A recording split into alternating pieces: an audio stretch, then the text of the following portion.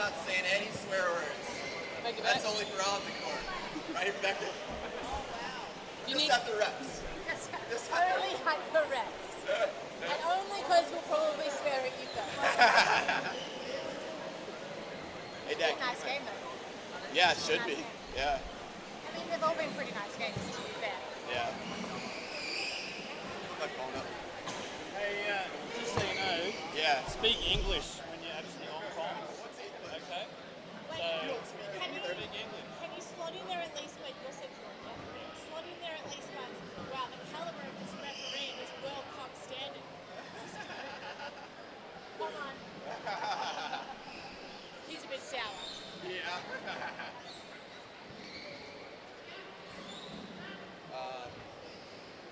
Right here.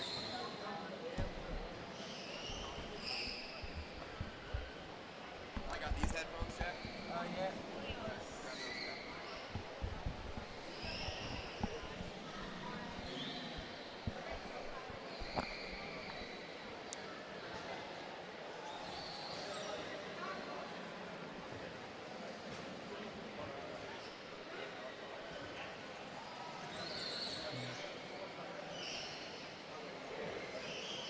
They're close enough on the spreadsheet that you can hear them. Oh.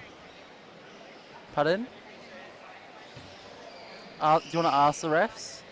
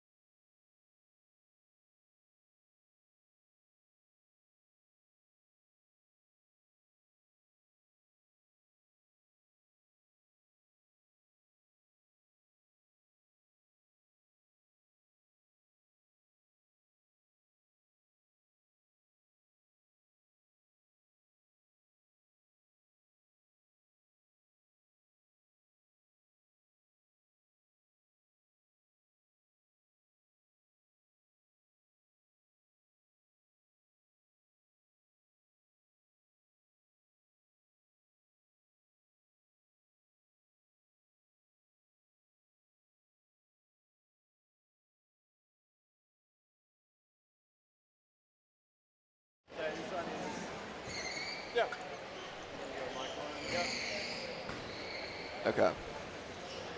I can't quite hear. I can't hear myself. Jackson, say something. Yeah, talking. I can't hear 'em. I can't hear you through the headphones. I can only hear you. Not that it's a big deal, but.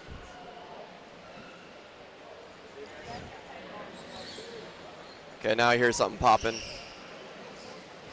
Jackson. Yeah, I can hear myself. No, talking. Yep. No, I can't hear you. You should be able to hear me now. I can hear you now. Can you Yep. hear me? Yep. Sweet. Riley. Joseph. I'm Jackson. Yeah, beautiful. Jacob. Nice to meet you. Thanks, Jacob. So just a heads up to Riley. That corner where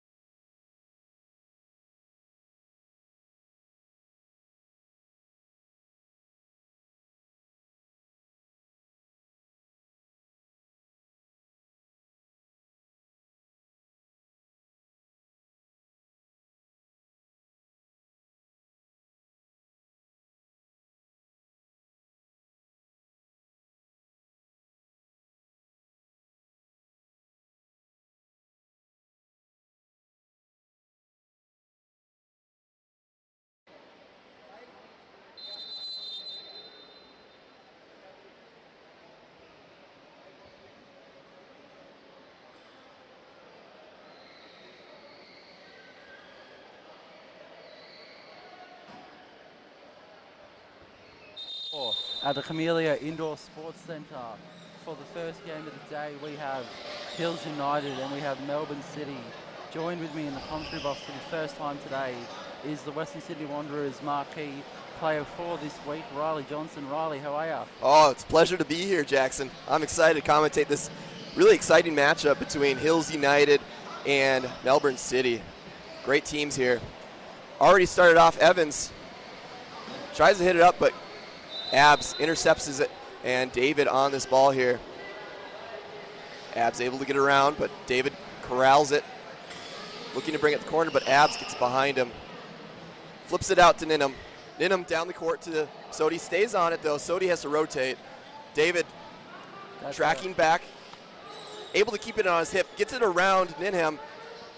David and Abs, a great matchup here. Going to be all day. Abs looking to pass over to Sodi. Sodi over to Ninham. Gets cut out by Mott. Now Abs taking control. Facing Bon Giovanni. Bon Giovanni looks to flip out. Abs up to Ninham. Cut out by Mott. Abs back to Sodi. Sodi trying to maintain possession, but Bon Giovanni pass to David, down to Evans. Evans looking at 180 all the way across to Bon Giovanni. It's a bit of a miss there, but we've seen some promise from Hills this week so far. I want to ask you a quick question, Riley. Yeah. So Thomas Byrne, one of the other commentators, predicted that Hills would take some points off some of the big dogs. They did against ourselves, the Western Sydney Wanderers. They did against River City this week. Do you think you see any of that today? I mean, Hills plays a really good defense, and they just need one or two breaks to get a goal. So definitely an opportunity, potential here. Nice play by David. Ninham had to intercept that. Otherwise, that was going to be a great play by Melbourne City. Like I said, defense by Hills United, very disciplined. It's going to be tough for Melbourne City to break through the lines. Bon Giovanni takes a shot, but Mallow's steady defender back there. Yeah, he's a very capable defender there, the goalkeeper for Hills United. Been there for a few years now and has done very well for them. Yeah, we got a corner kick, but Mallows is going to stay off the line. There's going to be a gap between the posts. Let's see if Melbourne City's going to go for that. David all the way across. Bon Giovanni takes a shot, and it just goes wide of the post. Mallows was there. He was able to get there in time, and just a lack of accuracy on the other side of the post there. Let's see if next time Melbourne City makes the adjustment, seeing what the defense did there. See if they go back to the near post. Yeah, well, it's that near post that you and I were able to capitalize upon, I think, twice the other day to get two of my first goals in this competition. So it's something that a lot of defenders should be. Abs up to Sodi. Sodi down to Ninham, but David cuts it out. Ninham bringing it down into the box, into the corner. David trying to flip it around him. Ninham maintains possession, but David does have a little bit of leverage here, and he maintains it. Ninham has to pull off. David bringing it down all the way to the corner. Evans pass over. Sean Mott all the way up from goal, trying to maintain possession here, but there's going to be a 2-on-1 played on by the referee. No advantage. Referee, great call to allow that play to continue. Yeah, I'm not sure how much of that was a advantage and how much that was the players didn't quite hear the whistle. It's a bit hard, you would know, Riley, with the two courts next to each other to know which whistle is for which court. A little bit of contact there, but now we're going to get a call. Sodi pushing through the prohibited zone behind the caster, the front caster, and the rear wheel drive. It's going to be a direct kick. Luke David surveying the field.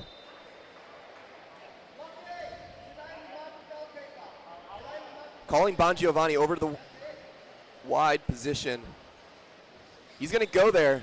Bon Giovanni back to David. David looking for Evans, but Abs is there to defend it. Abs, another receiving from Ninham. Sodi there to rotate. Sodi there. Sodi flips it over to Ninham. Ninham fighting it. It's going to come off of Ninham. There's going to be a foul. Ninham was not playing the ball. He was playing defender, so that's going to be impeding call. Yeah, just chasing that ball out as it went. Eventually for a goal kick, but it's going to be played on the side here. A bit more over for Sean Mott to take.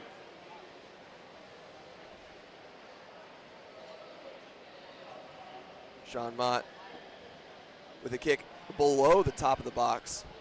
It's going to be a little bit of work here to get it out, but Evans, pass does not get quite intercepted. And now Bongiovanni tries to play on it, but Sodi there. Sodi and David fighting for the position. David's got a little bit of leverage now. There's no backside. Oh, he does have backside support from his goalkeeper there. Sodi has some open space here. Gets it around David, but David quick to recover. Some great one-on-one battle here going on, Jackson. Yeah, definitely. It's a thing that Australian power chair football is very strong at, very prominent at, is their dueling. And I think with that 2-on-1 call, didn't quite see who that was because I was too distracted talking. Easy to do. And now it's going to be Hills United. Similar position to where Melbourne had to kick it out of. Evans intercepts that, bouncing it back and forth to Abs. Abs gets a good position there, bringing it down. He's got space. Mott there, a little bit of contact, but referee says nothing to be called. Pass over to Evans. Evans not quite on target, but great positioning there. She had many options there, and I think might be looking for another shot on goal, maybe a different shot selection next time. Yeah, definitely the return ball over to the other side of the field there. Bongiovanni just not advanced enough to get there. Melbourne with some good passing there, but Abs and Ninham with a nice touch off the corner of his guard. Splits the defenders, and now David has to retreat into his own end. Ninham and David fighting. Ninham has it on his back tire, but David gets a better position. Back over. Sodi cut out by Bongiovanni. Evans bringing it into the goal box. And that's going to be a 2-on-1 with the goalkeeper out of the goal box between Mallows and Abs. So there's going to be a indirect free kick right outside the top of the box. Evans and David communicating what they're going to do. They've seen what the defense has been doing. Now Mott's coming up. Dangerous position here, Jackson. Yeah, definitely. And especially with this Melbourne side, they are ruthless in these sort of positions. Kick is ready. Gonna do a fake all the way over to Evans. Evans just couldn't quite get it into the post, but that was there. Defense quick to surround that. You know, I've noticed the defense here jumping far posts aggressively, so they've been getting there before the shot's even taken. So Melbourne City might need to make an adjustment there. Down to Bongiovanni, up back to David. Down to Bongiovanni, up to David. And again, all the way across. Ninham cuts it out. Mott has to play it down to Bongiovanni. Bongiovanni, a light pass because his teammates weren't ready for it. That allows David to have somewhat of a possession here, but Ninham quick to surround him. Now David's got it down the line into the corner. He's going to look to kick it off the defense, but Mallows clears it. Not quite enough. Bongiovanni takes a shot on far post again. Abs there. Just some good positioning from Abdullah Karim there to get in the way of the ball, and that is going to be a high sideline for Melbourne City. David down to Evans. Back up to David. No. He's going to lay off for Mott to take a shot. Bongiovanni lets it through, and then Mallows is there to surround that. Yeah, almost running the dummy, but Mallow shepherding it out. Very well done by him. Hills United taking a lot of pressure. David all the way across. Bongiovanni, another far post shot, but Mallows again there. It's almost Evans. like you predicted it, covering that far post. Exactly. Mott all the way across to David. David. Oh, Sodi was trying to pass it up the court, but not quite the position he was looking for, and he clears it for a corner kick. Yeah, Another. opposite direction from Sodi, definitely not what he was trying to achieve. The substitution for Hills, the super sub as he's been called, Prayat Sharma, throughout this week, scoring against the Western Sydney Wanderers with his first touch earlier on. Bongiovanni takes a shot between the defenders, but Mallows there. Evans and Mallows fighting. Evans gets it all the way across, but Sharma cuts it out all the way to Abs. Abs with a nice fake out. Is he able to keep it in? He is. Bongiovanni there. Bongiovanni is going to hold it and now looks for pass, but Sodi there to cut it out. Sodi. Bongiovanni fight. Sodi fights for it. Abs was surrounded, so even though he didn't get the pass off, he was surrounded by defenders. He gets the 2-on-1, so Hills a little bit of a pressure relief here, Jackson. Yeah, definitely. I think they'll be very happy to be out of their own defensive half and getting a chance to attack against this Melbourne side at Phillip Haven't- looking at his options. Haven't seen a lot of attack from Hills. Let's see what they do here. Not much because Evans cuts it out, but we're going to get another 2-on-1 between Evans and Bongiovanni. They were surrounding Sharma. What a great play by Abs. At first I thought, why is he kicking it at the defense? But that lured them in to a 2-on-1. He's got a brilliant brain in this sport, Abdullah Farouk. You've seen what he can do for many, many years in this sport, and it's things like that that show you why he's still a very talented player. And now a very dangerous position for Hills United. Hills. A shot from Sodi. Not quite in. Another pass from Sodi back to Kareem. Abs looking to 180, fakes it. David there though, bringing it down on Abs. A little bit of contact there, but they're going to play it on. Oh, what a play there by Abs. Hits it off of David for a goal kick to relieve some pressure.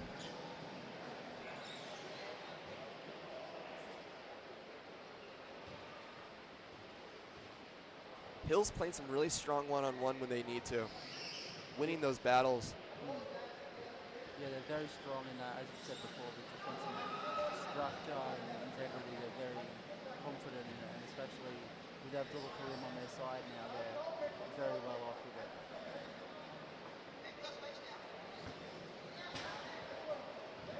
Abs forced to intercept that before Evans could get to it. Now it's going to go for a little bit deeper for Melbourne City.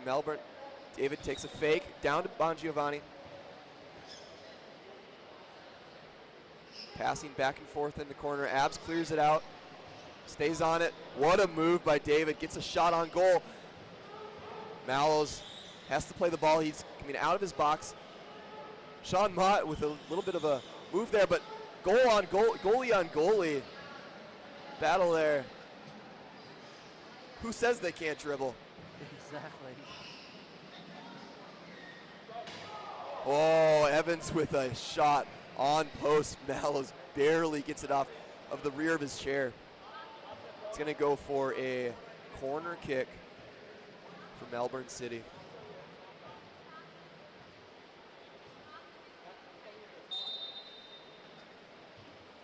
David looks to cross it. Evans takes another near shot in between the defenders there. What a shot. Very well done there. Rahai Beto just piercing the gap between the two Hills United defenders. Obviously, we were saying before how strong their defense is, and it's one mistake like that, Riley, that just carves them open. As we see a substitution for Melbourne City, Sean Millett coming on, Santo Bongiovanni coming off, but that will be 1-0 so far to the team top of the table. We have 3 minutes remaining in the first half. Melbourne City up 1 against Hills United.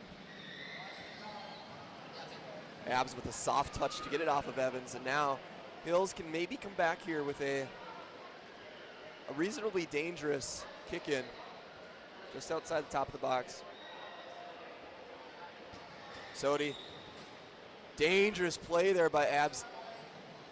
David there to clear it out. Smart play, heads up by Abs to not spin on that. Got an even better position. Abs looking to cross it. Sodi lets it through. A shot by Sharma, but defended by Mott. And now we're going to get a 2-on-1 against Hills United. Yeah, Sodi and Sharma just a bit close together there after that chance. Sharma didn't know where to go. And with a few minutes left, as you said just before, Riley, one thing I briefed you on before, what do you think that the team talks of the two coaches will be for both sides? Well, I think Melbourne City has been applying a lot of pressure. Their shot selection maybe needs to change, although they did finally get one through. That might change the dynamics between the defense. Now that they have to, Hills has to be guessing, oh, are they going to shoot near again? Because that's where they scored. But be a little bit more intentional with the shot selection. And then with Hills United, I mean, they're playing so much pressure. They need to take the wins when they get them and really get some energy off of that.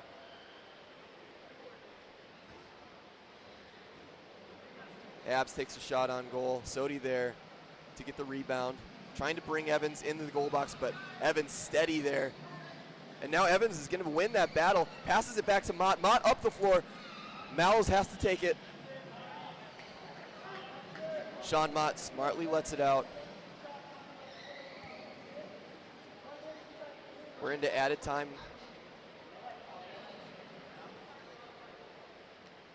The ball just being moved as it had rolled off of the line and being moved once again, not able to stay still. Luke David talking with his team. Fake by David. That moves Abs. Millet. Sodi there to defend it. David has to play it. David. A nice flip out by Sodi. And then Abs pass it back. And now we're getting a passing sequence here going. Mott clears it up to Millet. Mallows has to play it to Abs. Couldn't quite connect on that passing sequence. So Melbourne City with the ball. David looking over to Evans. Evans with the pass to Millet. Millet across. Cut out by Abs. Sodi not the touch that he wanted. So Melbourne City's going to get that ball right where they had it.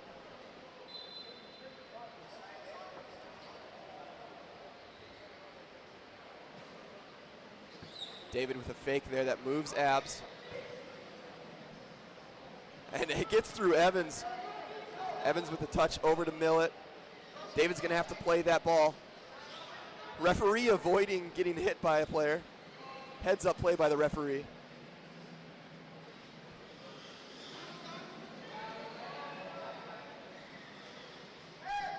David bringing it down to the corner on Sodi. Gets it past him. Looking to flip it out. Not a clean hit, but Mott able to get a hit on it, but Abs. Such strong defense.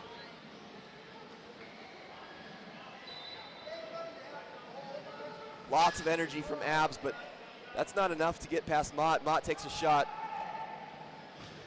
Oh, we're going to get a contact foul on Mott. Mott knew right away.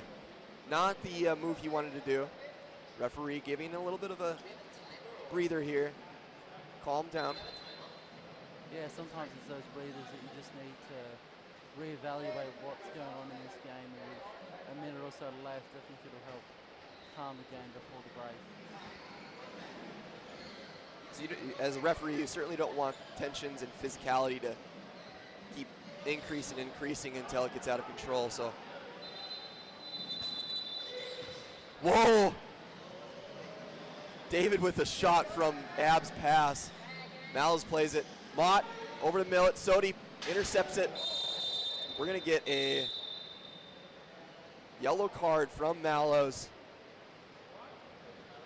Just a reckless barge into Rebecca Evans there. Not only that, but I think it was also a offensive opportunity. Last defender there. Yeah, Evans, if that would have got through to Evans, it would have been a breakaway. No defenders back, so justifiable on that yellow card. Yeah, he definitely had to do it, had to pull that trigger per se to prevent Melbourne from advancing as quickly as they can, but they'll have one more chance likely before the end of the half. David kicks it in. Mott lets it through. Abs clears it to Sodi. Sodi all the way across, but Evans cuts it out. And we're going to get halftime whistle here. Jackson, what a half there. What a half it was. A beautiful goal from Melbourne City to split the teams.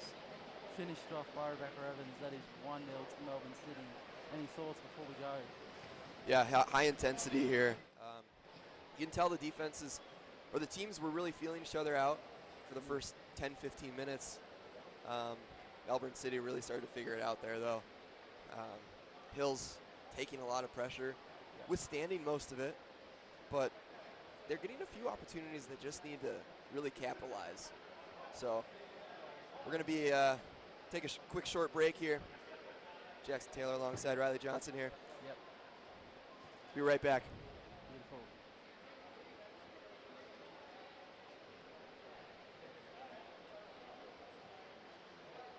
Just keep an eye on her save when we're not live.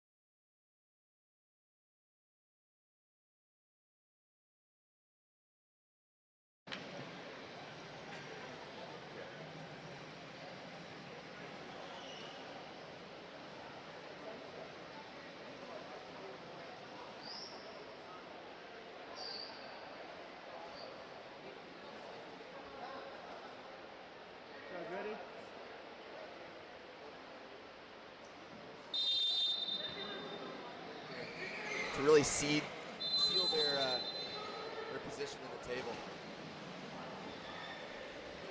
We've already started here. Oh, Abs with a move to get around Mott. Mott has to retreat back. Abs reversing to get defense on David.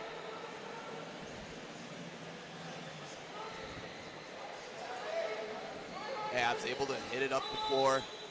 But David getting around him. Now he's got open space to get around Sodi. Sodi with a quick move to get it around him. Intense battle there going on between Sodi and David. Right at midcourt, Sodi looking to pass it off, but didn't quite see Sharma there close enough. That's going to be a 2-on-1 for Melbourne City.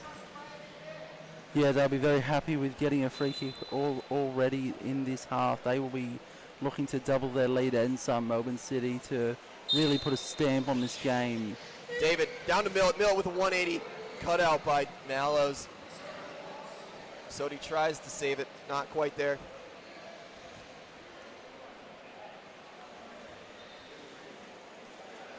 And we're going to get some movement around from Melbourne City. Millet all the way across box. Evans down by the defenders. Referee calling a whistle to let the defense set up first to get position. Loud voices coming from the Hills bench, and James Mallows talking to the defenders where he wants them to be. David all the way across with a shot from Millet. Mallows had to wait until Millet took the shot. Millet with a 180 to hit it left post. Very well timed from him. You could just see the stutter as he went to turn to make sure he got the timing just right, and it found about as far post from the corner as it could. You saw the hesitation there from Mallows because Millet was in position to be able to punch it back. So he had to play that passing lane. But Millet at the last second opens up for a 180, softly hits it across to the left post. And now we're at 2-0 for Melbourne City above Hills United. Abs having to fight for this, bringing it down the corner. He knows every opportunity is going to count. Hits it up to Sodi, but Evans got position at the top of the box and allowed the contact to hit her. So that's a turnover from Sodi. He won't be happy with that, taking away a chance from the Hills with Sean Mott now to take. Again, Hills United, their opportunities are few and far between, so that's got to be really frustrating. Yeah, definitely, and we've seen what they can do to the bigger teams, as we mentioned before, so they certainly would have been hoping they could have gotten something so far. They still could. Millet. What a great substitution that Millet's come in as, getting goal, getting a few more opportunities, offensive set plays. I'm really impressed by his play so far today. Yeah, I think that's one of the strongest parts about Melbourne City is that even though their squad is quite thin, they've only got the 5 players here in Sydney this week. All 5 of their players are very, very strong, and there's no weakest link, in my opinion, when you look at their squad. Evans with another shot on near post. This time, defense does not move on it.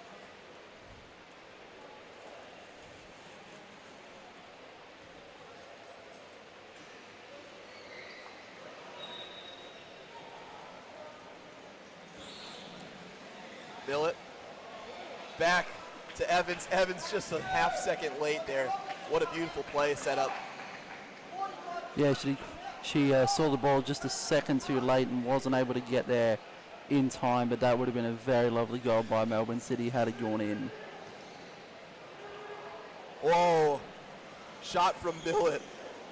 Hits between Abs and Mallows for a corner kick.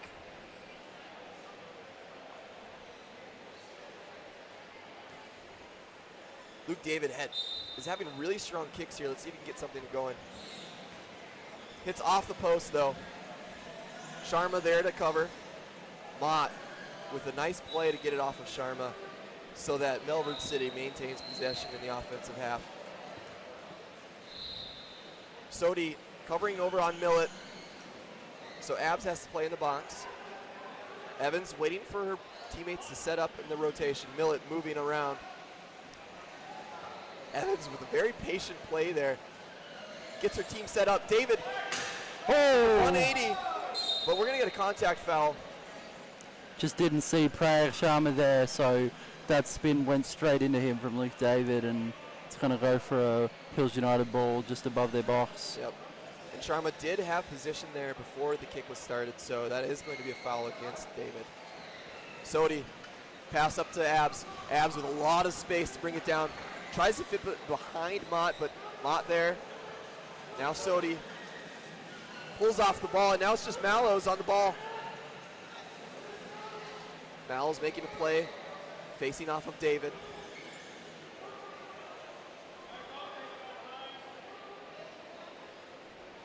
David with some patience here, waiting for an opportunity to open up. But Mallows is really good about holding position. David gets a pass off to Mott.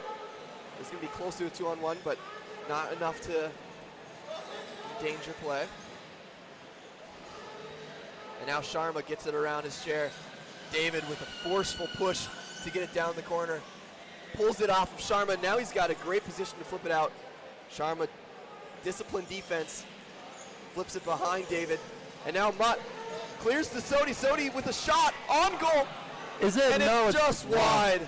It's wide. A beautiful counter attack from Hills United. It seems Sodi with a nice shot, but just wide, and that is, I believe, going to be going out for a goal kick. Sodi, good thing he has a headband on, otherwise he'd have to wipe the sweat off his brow, because that was close. That was very close, and with his miss, the score remains 2-0. We're at 13 minutes remaining.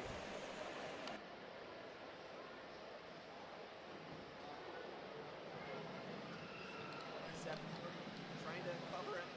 Mott there. Doesn't want to risk Sodi to get it, so aggressive defense by Mott. Mott bringing it all the way down the court. Sodi fighting for it, but has to pull off.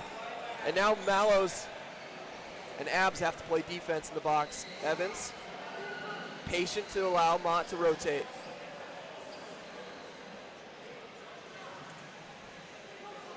And now Evans flips the floor again. Mott rotates again. Abs trying to find something here. But Evans so steadfast on this one-on-one. And now Evans brings it down to the corner. Great positioning to be able to flip it back. Gets it off to David. David across, cut out by Abs. And we're going to get a 2-on-1. Oh, between Sharma and Abs. This is going to be Melbourne City ball with a dangerous position here. Yeah, just not able to get out of there in time, and this will give Melbourne City an invaluable opportunity just almost at the top of the box there.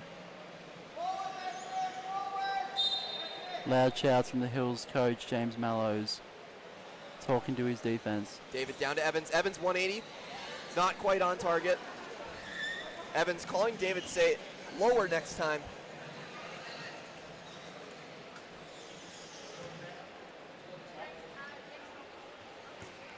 Abs over to Sodi.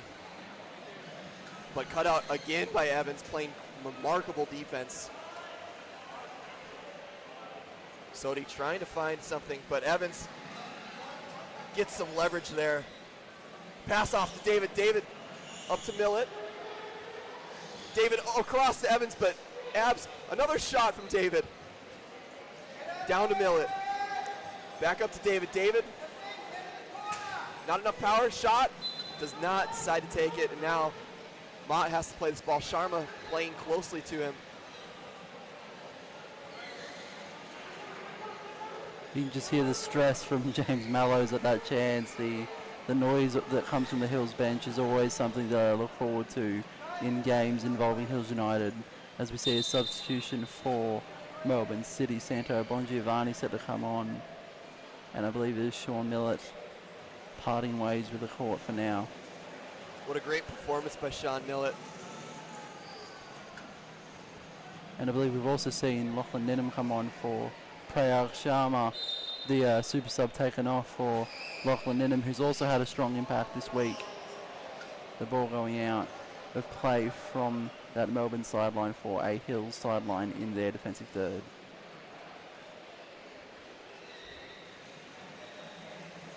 We got a deep kick in defensively for Melbourne City. This could be an opportunity for Hills to make something out of this. Abs retreating back. He's going to get through to him. Sodi with a shot. Mott. And now we're going to get an advantage played by the referee. Bongiovanni pass to Mott. Over to Evans.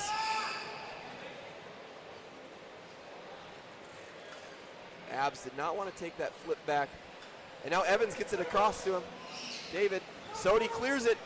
It's almost between the defenders, but Mott playing some great defense at the mid-court.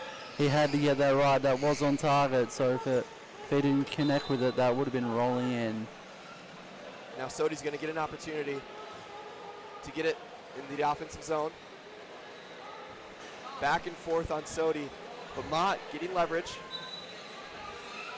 A little bit of contact on the wheel, but play continues. And now Mott fakes out Abs. Doesn't get quite enough power on it. Abs clears it, but David there cut it out. Abs clears it off of Evans. Abs is putting everything he's got into this game, knowing the importance it is to Hills United.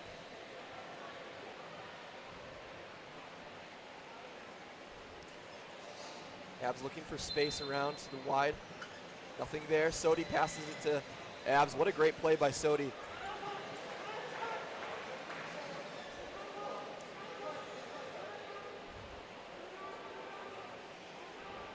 A little bit of dueling here, and it's going to go off of Abs. Mott playing some really remarkable duels there. Yeah, the entire Melbourne City team are very, very capable in those duels there, so their success is something that we've seen a lot of this week. Ninham back on the court. Fresh set of wheels here. See if he can do much with David's domination here. Ninham able to play the ball. Ninham looking to pass, but David cuts it out. Mallow's forced to play the ball. And now David pulling the defense out. Mallows just decides to clear it out. Not enough of a risk to take there. Yeah, Mallow's exiting his box there, seeing Karim have to drop, but the ball got out of play nonetheless. David looking to go all the way across. Bongiovanni with a shot on near post. Asim Sodi just jumping off of that near post there, opening up the spot for Santo Bongiovanni to sneak the ball through, and that is 3-0 to Melbourne City with about 6 minutes left to play. And that was the adjustment I was talking about, Jackson. They had hit so many on the far post that the defense were jumping it. You saw their defense jumped even before the ball got to Bongiovanni. Bongiovanni smartly takes that back. Get Melbourne City up 3-0 with 6 minutes remaining. That's going to be pretty hard to come back for Hills United. Yeah, especially this little amount of time. It's a big uphill battle, and now it may just be a bit of game management from Hills. Exactly. There is still goal differential that can be at play. So Bit of time wasting there from Rebecca Evans as the ball almost goes out, but is kept in well by Asim Sodi. Mott decides he doesn't want to risk anything big, so he just clears it out.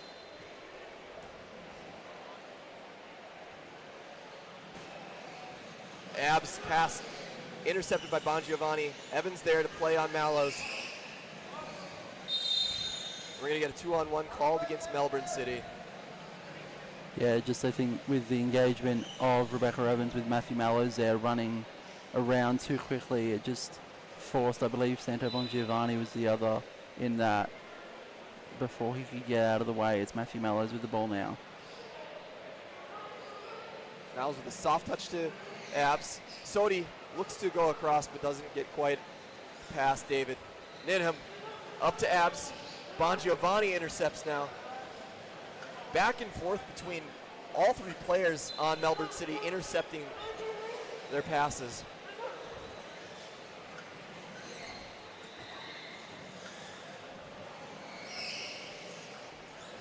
David controlling it, pass down to Bongiovanni with a 180 pass shot. Another 180, does not connect. A beautiful save from Matthew Mallows to keep the score at 3. And with only 4 and a bit minutes left to go, Melbourne City are still, they're not done with this result. They want more. Another shot.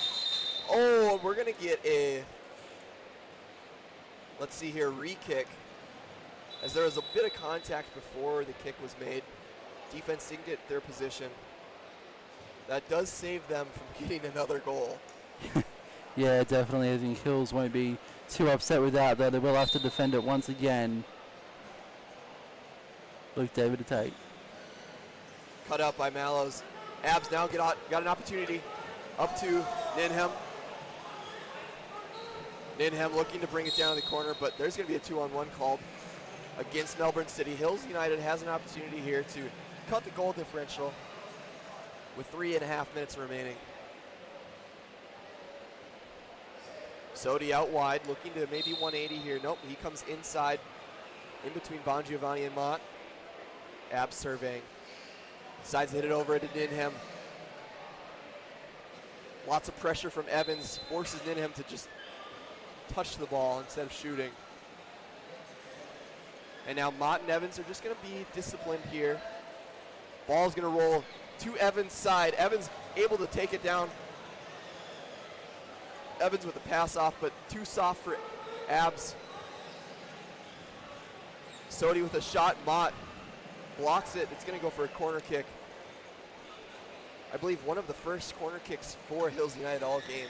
Yeah, I think this is the first, if my memory serves me correct, Riley. And with 2.5 minutes left to play, that even though the result's probably out of their grasp, a consolation goal would be quite nice for them. Abs up to Sodi. Sodi down to Abs. Abs possessing it, doing a little wraparound move, looking to take a shot, but David not moving off the post. Abs up to Sodi, but there's going to be a contact foul. Evans was in position. Sodi apologizing, did not mean that contact, but really was desperate to get something on goal. Yeah, and with 2 minutes to go, that will be very frustrating for Hills United. They may not get another chance before the end of this game, with Sean Mott looking to resume play now. Referee warning Sodi on that contact. That was 2 that he called on him, and another one's probably going to get him a card, so Sodi did nod, understanding.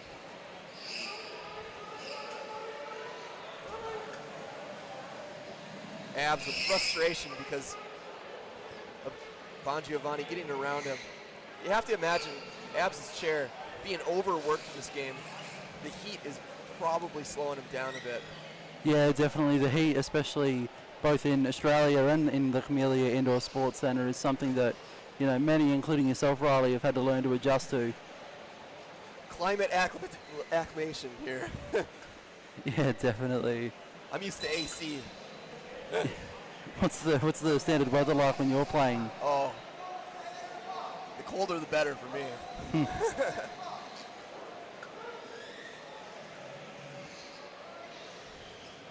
Bongiovanni with a pass to Evans, but Mallows cuts it out. He's going to take it out of his box. See if he can do something. Mott with a pass over to Millett. Ninham, nice fake out. But David there.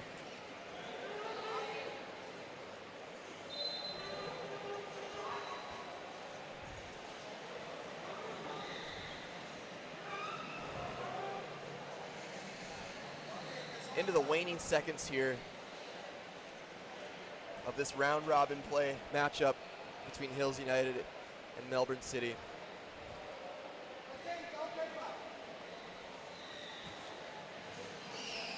David able to take a shot, it goes just wide. Yeah, Matthew Mallows tracking back just to make sure that it was off target, and to the luck of him and Hills United overall, It was not, and it's going to be a goal kick. Abs looking over his shoulder to see where his teammate is. Pass over to Sodi, cut out by David. Bon Giovanni, another 180 shot from the same position. And that's going to be final whistle from the referee.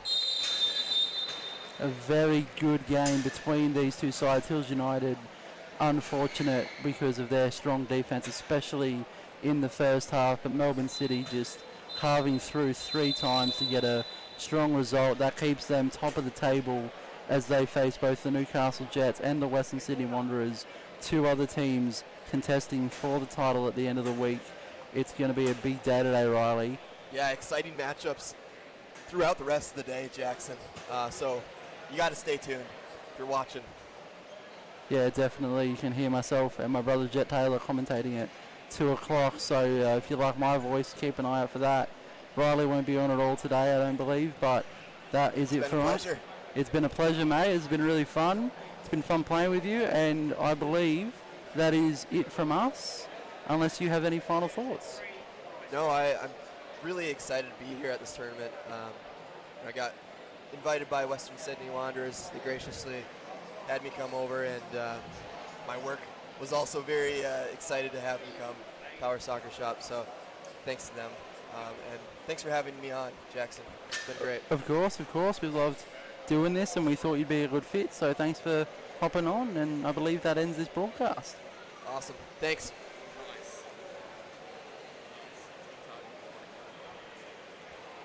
Just keep... I hit the mixer.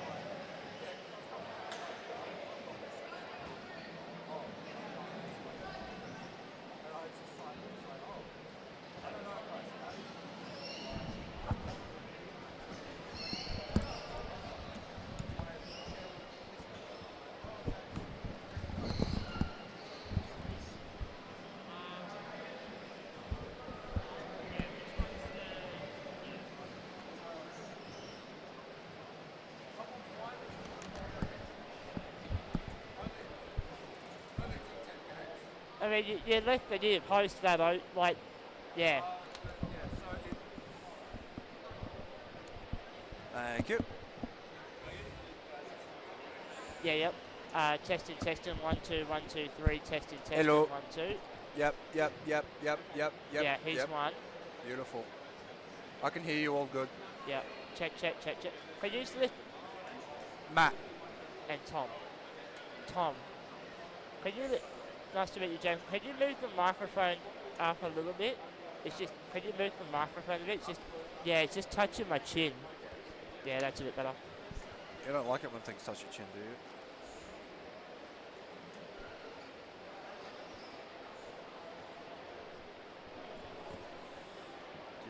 Righto. No. I'll ask for them if I want. Matt, can you talk a bit for me? Yep. Keep talking. Yeah, keep still talking. You may have to come louder slightly. Me Yeah. louder. I actually, when you talk normally, it's fine. All right. Yeah. All right. Yeah. I mean, I'll be a bit louder for comms Yeah, that's good then. because I normally, yeah. Actually, that helps a lot too. What? Just Putting it on my ear correctly. oh, yeah. That would actually wearing them might help. Yeah. It's amazing.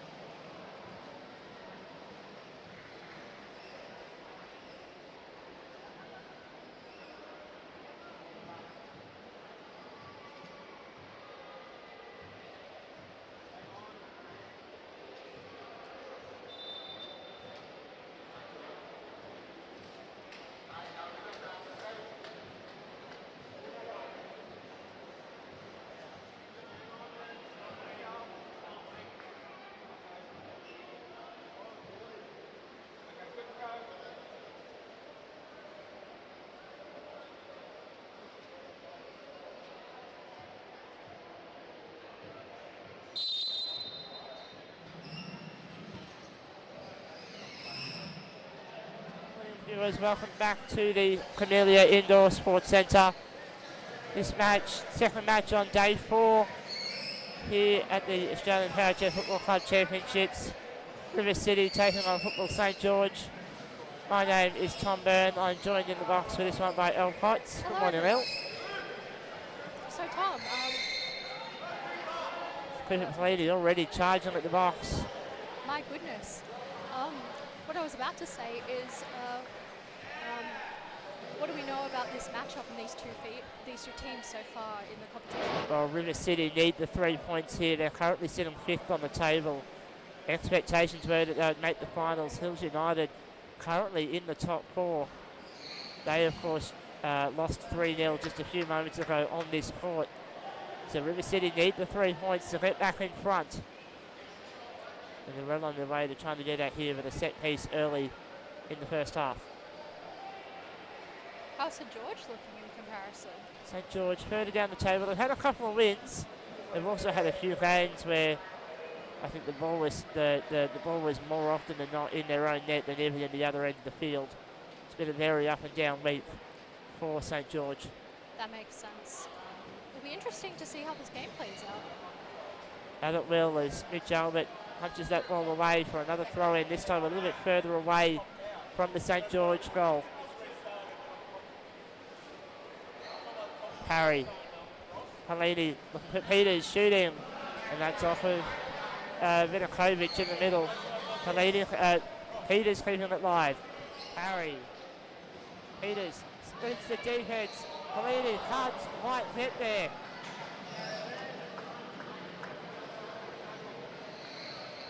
City. It's been a bit of a slide through the middle of the tournament for them.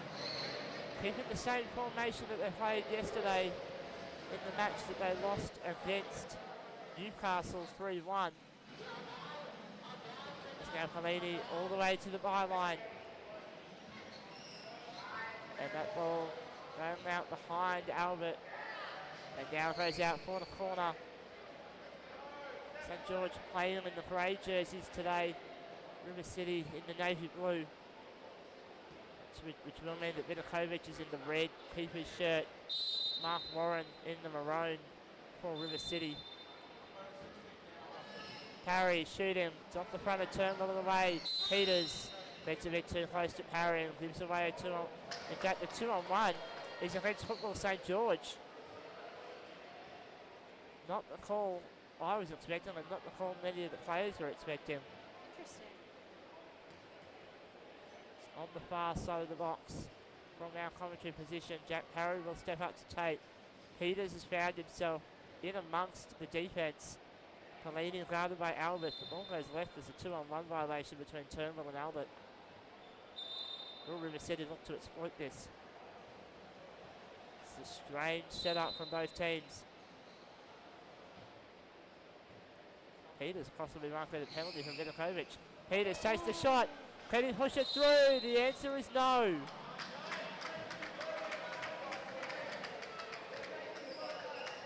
That was a bit of a tight squeeze that unfortunately did not make it in. A very, very tight squeeze indeed.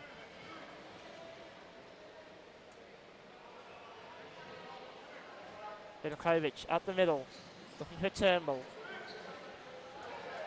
Pelini out battling. Trying to flick it through, can't quite do that. Parry. On the rear of Albert, no whistle for back wheel yet. Albert puts it out of play.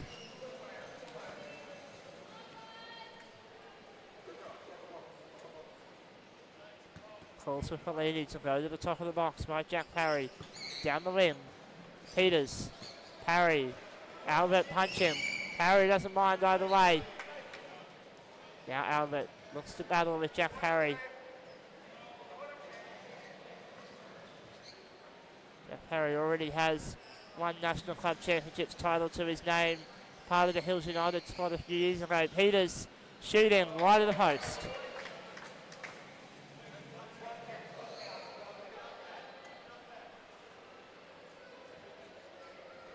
With Vidakovic taking the goalkeeper's shirt, it looks like a tactical formation change from St George throughout the course of the week. Peters picking off Pelini. Peters had space, couldn't quite use it. And now Turnbull. Parry goes behind Turnbull, lays it off at Peters. Punch him. Parry. It's off of O'Donovan, 2-on-1 by St George. And now a big chance for River City.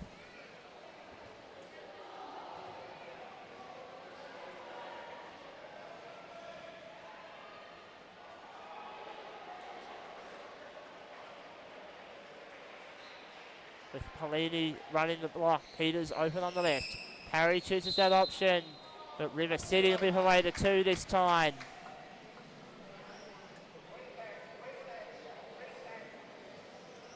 Calls of reset from River City keeper Mark Warren. It's good communication from him, keeping this team, keeping their heads in the game.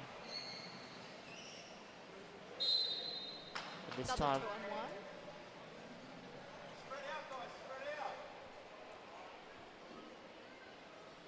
there's no communication from either team at the moment. Yeah, I heard one of the coaches before saying, make sure guys communicate. Just had a little piece of tape from the goal line deposited in the commentary box. Peters shooting. And Pelini has a second effort, but again, it's Peters and Pelini. They're both just drifting too close to the posts. The 2-on-1 can be called up to 6 metres apart, which happens to be the same distance as the goalposts.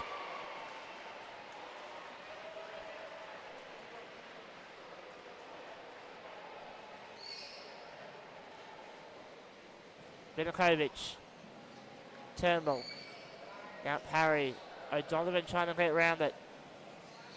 Jack Parry looking for the steal. O'Donovan flipping. Turnbull now over the run. First attacking chance possibly for Football St. George today. Will they get the ball down to the other side of the field? Well, Jack Parry says no, it's going this way. One-way traffic at the moment.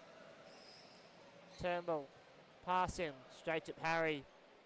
Angles Colour, who can't get past towards Peters. Now Pelini. And a 2-on-1 by Football St. George at the end.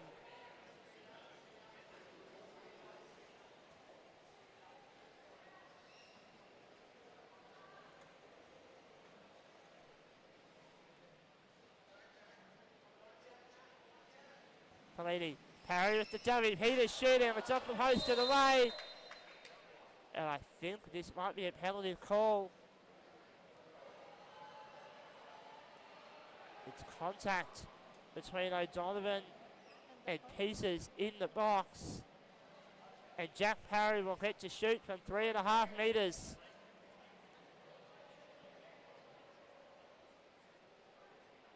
Vidakovic will be reminded of the rules of a penalty.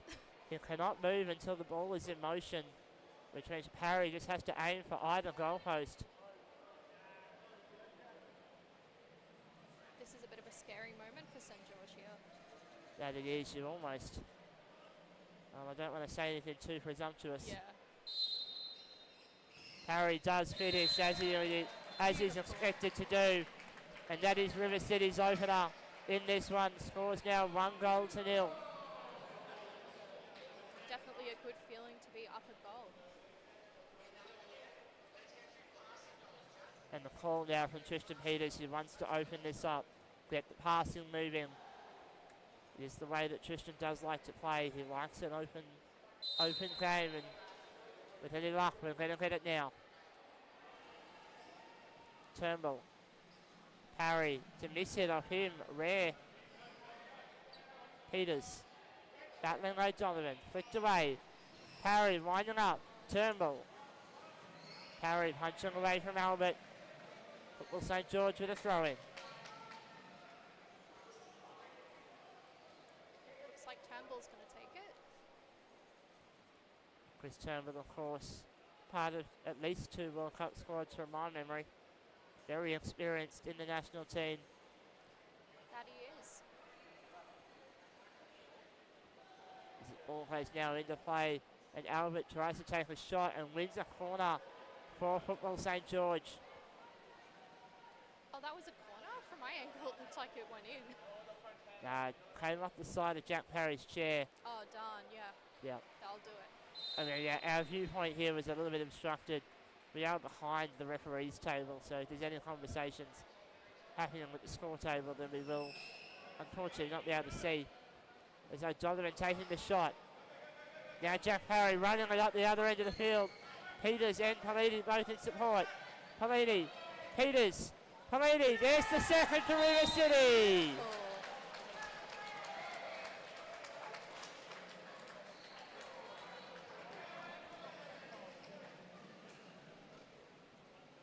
We have another experienced player on the field in Tristan Peters. Is he also in the Australian squad, to my memory? That he is. We've had that goal has been credited as an own goal, so it last touched by the Football St. George defence. That did look like what happened to me, so I wasn't super sure what was going on. Nonetheless, Football St. George now they're down by 2. This game getting away from them, but River City doing what they need to do in order to keep their finals hopes alive. And on the live later, they will be in front of Hills United for that final spot in the top 4. Parry, Peters, Pelini, bit of a miss hit from him, and it's away for a goal kick.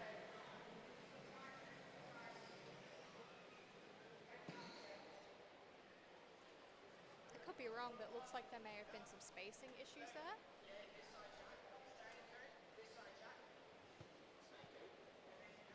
Vidakovic taking his time. Looks like we've got some good communication going from the players. Albert. Just watching Pelini trying to get to his blind side. Pelini stealing. Beating Turnbull on the dribble. And Turnbull now flicks it away. Gets it over halfway before it enters touch. Roughly halfway into this first half. Parry goes quickly. Pelini, not the shot he wanted. Albert. Parry. Albert again. Possibly substitutions from River City incoming. Yep, looks like it. And it's Cooper Pelini who'll be withdrawn. The New Zealand international set up that second goal. He wasn't credited for it, but it was his effort that got it there. And now it is Bryce Castles making an entry. Former Australian player himself. It's a good opportunity for him to get some minutes in this tournament. Peters in space on the left. It's Castles on the right. Albert running it past Parry. Parry stealing it away. Beating Turnbull. A little bit of a touch on the way through. Now, Peters to Parry, to Castles. Peters can't quite shoot. It's a bit behind Parry as well. We're going to have a whistle on the play. And it's a 2-on-1 against Football St. George.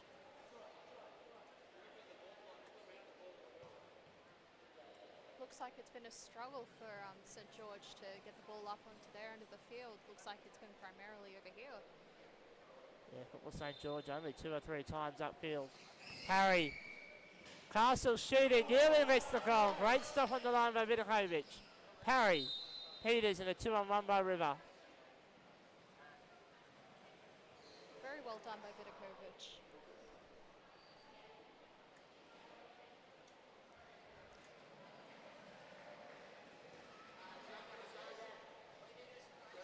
Big thanks as well to our sponsor, Access Orthotics. Thank you so much for coming on board and supporting the tournament. Vidakovic plays it off Turnbull. O'Donovan back for Turnbull. A little bit of passing now for St. George.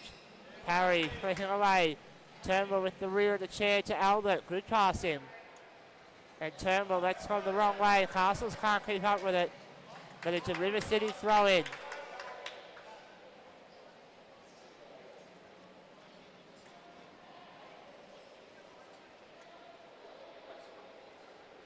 Peters and Parry setting up this next play.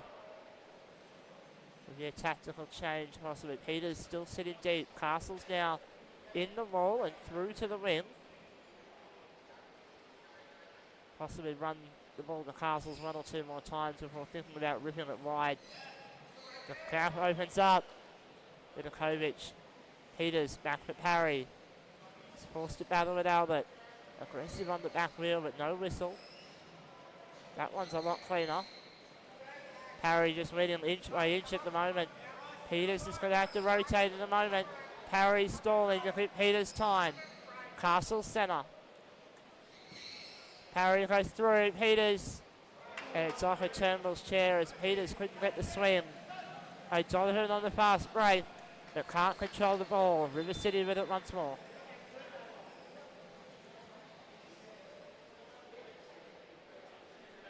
And again, lots of private chats for River City to make sure they're happy with their play. Mark Warren joining the attack for the first time today. Parry, dummies, down the wing. Castles. And Albert with the touch. River City with it once more.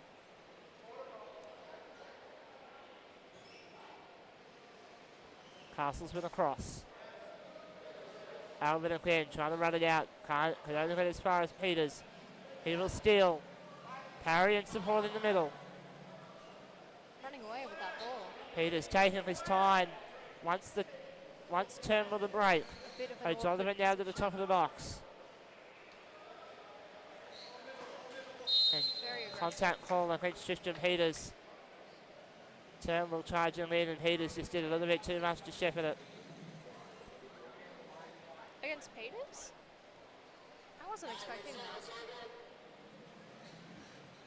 Peters picking off the ball from Turnbull. And Vidakovic with a save once more. But a 2-on-1 violation as Vidakovic left the box. River City with another chance. If you were in St George's position, what would you be thinking about right now? I think you need to remind Vidakovic that he's wearing the keeper's shirt now. Stay in the box. Peters and Parry didn't read the ball in time. But yeah, the keeper's rights only extend as far as the blue tape on the ground. There is a lot of lines on the pitch, so maybe he misread which blue line. Yeah, it's a tad confusing. Now that ball rolls away all the way down the field. And it is a throw-in for River City. Calls from the Football St George bench. Keep them down this end. Parry. Castles. Off of O'Donovan now. Peters in the centre. Castles on the left is the option. Parry behind. Goes to Parry. Can't get it past Turnbull. Now Parry with the flip. Peters shooting. Beats one, beats two, doesn't beat the goal.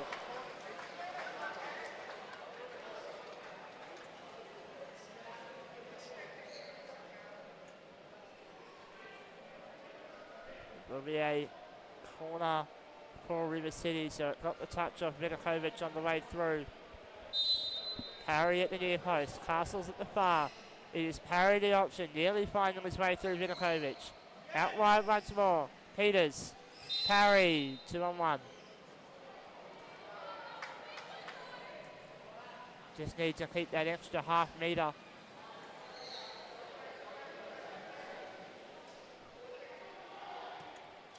We do thank you for joining us on the APFA YouTube page. There is of course Court 2 action on the New South Wales PFA YouTube page. If you can't get enough of your fits at Power Chair Football today. Vidakovic. Peters can't quite pick it off. Castles. Peters. Parry, unable to swim. Now running past Albert, laying it off. Peters. Parry. Castles. Turnbull working hard at the top of the box. Contact. And it will go against Bryce Castles this time.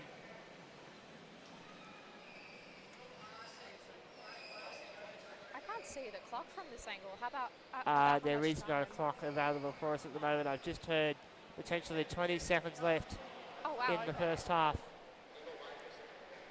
Vidakovic, eyes right for O'Donovan. That is the play. And there is no time for Peters to pick the ball off. River City have a couple of goals in the first half. Elford, sending quick comments before we go to the break.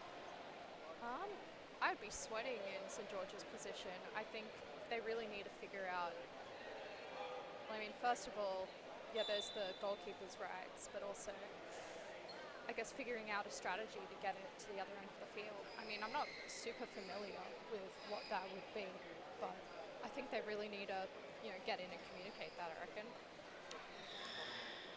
That'll be all we have time for here in the first half. River City 2, Football St George 0. Right, we're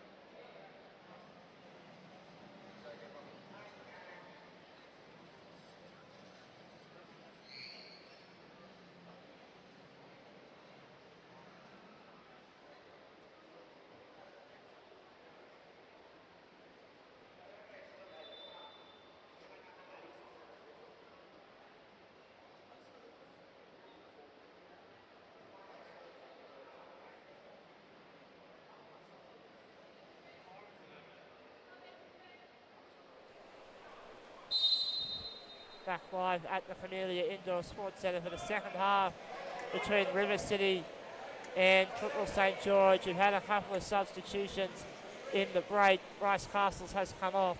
Zach Burley has come on. Clifford Pelini also back on. This time for Jack Parry, as Turnbull now playing on the wing, and he just lets that ball roll away. So Ruby McLean has come on in place of Hugh O'Donovan for Football St George. All right, River City here with the ball. Pelini finding Albert this time. Peters will run the ball forward. Pressing on McLean. We're playing on, however. Peters to the byline. Potential. McLean very aggressive on the back of Peters' chair, but we're playing on still. Options in the middle is Pelini. Peters now swimming. Pelini opening up, swing and can't a get miss. contact. And we do now have a clock, 16 minutes 43 left on the timer, which I believe will add 2 minutes to. Oh, you're able to see it now? A little bit, there's Byron's got one running, it's just not connected to the Got you. to the ones on our in the building at the moment. We'll work with what we've got. Yeah. Turnbull swinging in It's now. been a week with that as Peters swings away all the way upfield. Oh, wow. Football St George with a foul kick.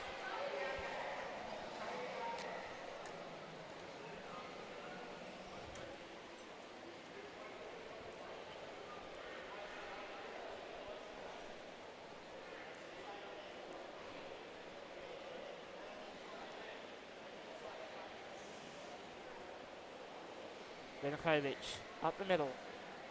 Turnbull. Albert. Guarded by Pelini. A little bit of aggression by the New Zealander. Play on. It's been much better for Football St George. They are able to head out of their own defensive half. Pelini. Trying to get in to get the ball again. Flicks Looks like it you've got away. it. Peters in space. Shooting. That passing for Pelini at the net. It's wide of the posts. Unfortunate.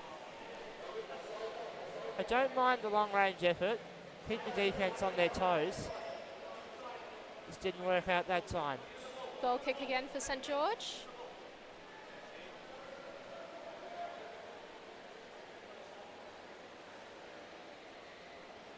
Vinokovic up the middle. Peters giving a little bit of love to Turnbull. Pelini has to move. All the way to the byline, nearly at the goal knocking post. the post. It is a corner.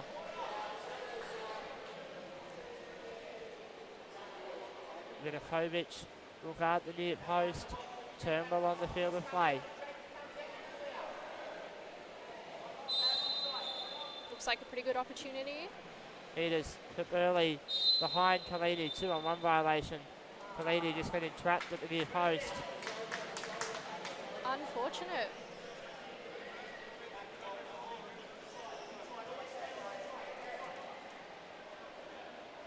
Goal kick once again for St George.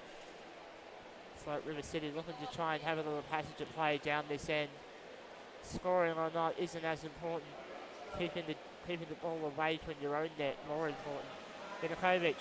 Peters can't track onto that ball. Neither can Turnbull. Peters now is McLean, and that's a little bit too much. Another 2-on-1. By McLean. River City with a free kick. Substitutions for River City. Mark Warren will come off, the goalkeeper. And Jack Parry will take the keeper's shirt. But I couldn't get that sub done throughout half time. I've got it done now. Pelini lining up. Down the wicket early. Peters can't split the defence. Burley thinks about shooting and does. Now Turnbull. Pelini coming in here. Lady, no real speed to him at the moment. Now Parry. Aggression on Turnbull in front of the tape. All the way to the byline now for the River City goalkeeper. And now the play. Goal kick.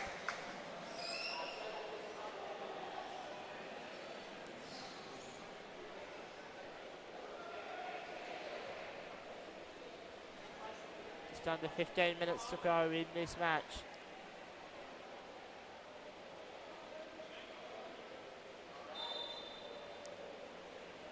Vidakovic still assessing his options.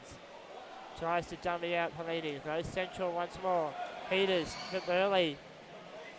Burley misread the speed of the ball. Back for Peters. Spin him. Burley. Spin him. Whoa, Ball in the the air. ball goes in the air. Good reactions by all players to avoid that one. Thankfully, that did not hit anyone. Yeah, very, very lucky. We don't like seeing the ball go up in the air like that. It does happen sometimes. Might be something for a bit of research in the future by various players and parties to work out whether the bar needs to be raised or lowered on these strike force chairs. Oh, that's a good point, actually, because the ball comes over the top a little bit. Yeah, there's sometimes where if the bar is a little bit bent, say from a few years of play, Yeah. the bar might drop down, and if it does that, it strikes the underside of the football, which then just acts it more like a golf club and just chips it straight in the air. As a non-player, I'd never even considered that to be an issue. It's only been something I've been starting to discuss as Turnbull makes too aggressive on Peters. It's only something I've started discussing on comms this week. Something to look at for the future. Definitely. And I don't think it'd be practical to change the size of the ball either, hey? No, I think the size of the ball is fine. I Yeah. think it's just that when the chairs just quit moving, they change a little bit. Peters and a 2-on-1 against River City will rip away that play. I mean, I suppose the power chair hockey chairs have a cage that goes higher up, right? I'm not so sure about the hockey chairs. I haven't played hockey myself, so I don't have as much experience. I know the bars are a lot shorter. I've seen a couple photos, but I'm not certain. Vidakovic. McLean swinging. Peters Ooh. hits it straight back at McLean. She wasn't very much expecting it. And it will be a River City throw-in on this near touchline.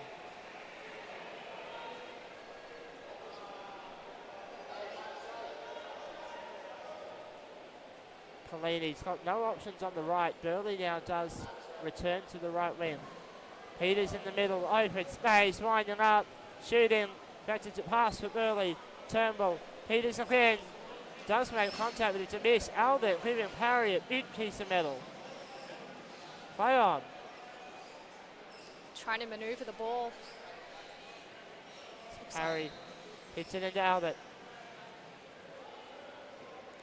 Albert hits it into Parry. Yeah, this is a good little tussle between these two. Parry rushing forward. Peters on the left is the option. Goes right. Swing and a miss. Vidakovic. That is Turnbull. Back for Peters again. McLean upfield. Parry. Oh, nice Turnbull. defense from Turnbull. Is indeed Parry. Peters. Space. Parry. Turnbull. McLean. Play opening up from both teams. Peters can't get past Turnbull this time. Peters thinks about going and then opts for the throw-in. Bit of a standoff between the two there. Nearly into the last 10 minutes. Peters back for Parry. Peters again. Pelini. Peters can't get through. Shooting. Blocked again. Just not enough space there. Good attacking play by River City. Peters back passing all the way to halfway for Parry. Albert cutting it off. Will Bit of a St. misread. George get the ball down to their side of the other side of the field? I think Parry didn't realise that the back pass was on, and so vacated the space. Oh, that's unfortunate. Burley could keep it in play. There'll be a throw in, however, for River City.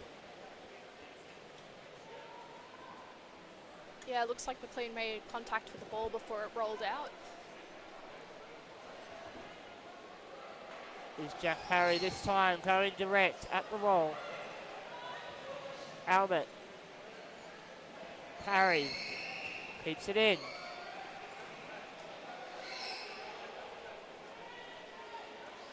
Spinning through. Durley swings. Peters. Parry off of Vidakovic again. Good stop. Down Mitch Albert, down the wing. Running it down to the other end. Cooper Politi, the only man back for River City. Going with Turnbull. Looks in wide. Does keep it in. Politi earns a throw in. Oh, because it knocked off Turnbull's chair. It was before it went out. Nice work. River City haven't quite realised this yet. Early now rushing forward. Peters. Albert with the block. Politi off of Albert. Parry. Peters winding up. Burley in space. Will they get it in? Goes behind Turnbull. We're still live. Vidakovic now top of the box. Parry for Peters. Will Peters be able to set this up? Slowing it down. Dummy swim goes to real time. And gets a throw in.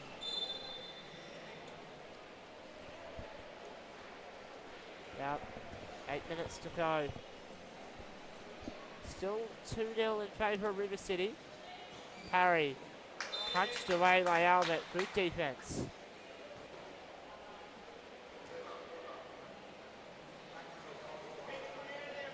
Football St George employing the defensive three in the wall. Parry can't get past Albert again. Second time he does. Nice defence. Fantastic clearance by Vidakovic. Politi outfield. Burley in space. Oh, beautiful. Peters. Politi. And that goes to Albert. Takes a shot. Politi shutting down. Politi choosing not to run into the 2-on-1. Gets the ball away. It'll be a throw in. Football St George.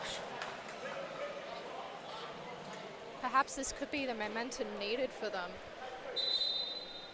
But we will pause for a moment as there is a substitution. It's Jack Parry having his name called by the River City bench. Oh, looks like fixing up something on his chair. I mean, earlier in the tournament, it was his right foot. Yeah, looks like they were fixing that. So, not a substitution, just a technical change. As Turnbull now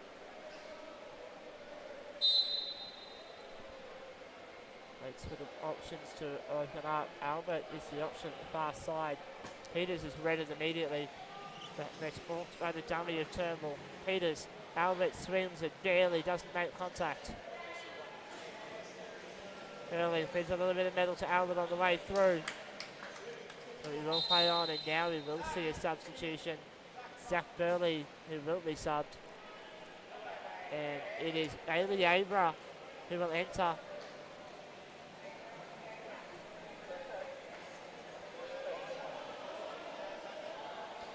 That, I believe, means that all 7 River City players have seen court time in this one.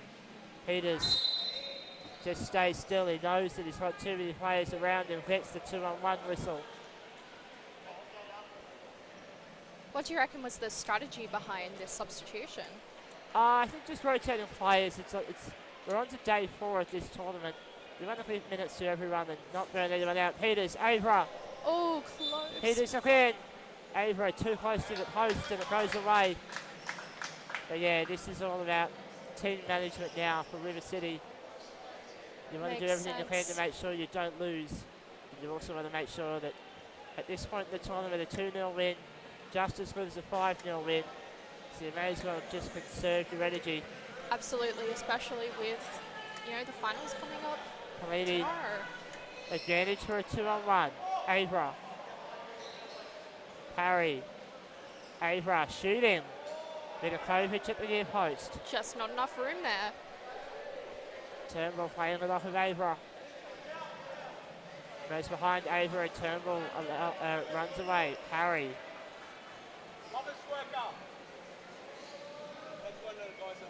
fighting to Still get control. Harry, no options behind, goes for it anyway. Pelini makes a desperate effort to keep the ball up there. Parry, taking his time, opening it up.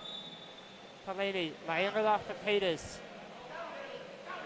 Teams needs to reset, goalkeeper out of position. Now the rotation comes. Peters beating out McLean.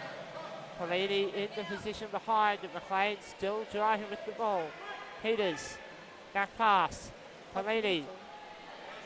And Turnbull punching away from Abra. And Parry just back kicking the ball back towards the throw-in. Will be River City with it. Not long left now, maybe 4 minutes. Abra doesn't quite get on the ball, and goal kick for Football St George.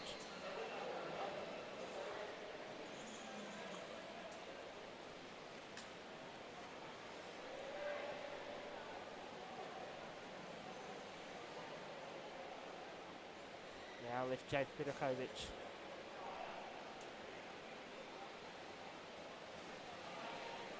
Turnbull. Albert. It's a shot. Harry with the clearance. Turnbull. Albert drawing the keeper out. Christian Peters returning to become the new central player. Parry chasing the ball. Passes. Peters opening it up. Doesn't get the hit he wants. Not enough clearance there. And a 2-on-1 against River. Peters just drifting too far to the left. A bit of a shout out to our sponsor, Access Orthotics. Thank you so much for your support. Peters. Battling with Albert. One side of the pitch to the other. Oh, some contact there. Yeah, it's all in front of the tape. It's all fine. Flicked away. Pelini opening up. Oh, beautiful. Turnbull punching it away from Abra. Throw in for River City.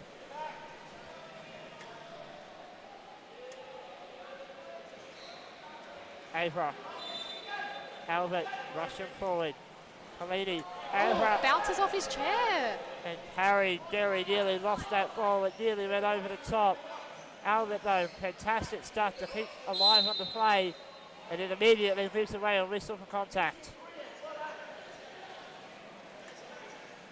Who was the contact against? So Albert, when he swung at the ball, because the ball was behind the tape on Cooper Pelini's chair. Oh, got you.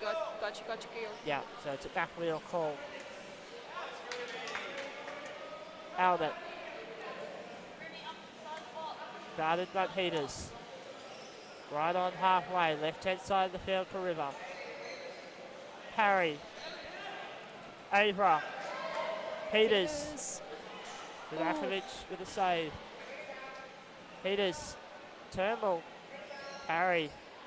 Peters again. Parry winding up. Swinging Abra's and there. And oh, that's the so save from close. Fantastic save, Jake Vidakovic. Big round of applause for the Football St George bench. Jack Parry with a smile too. He knew how good of a save it was. Some great football from both teams here. Inside the final 2 minutes.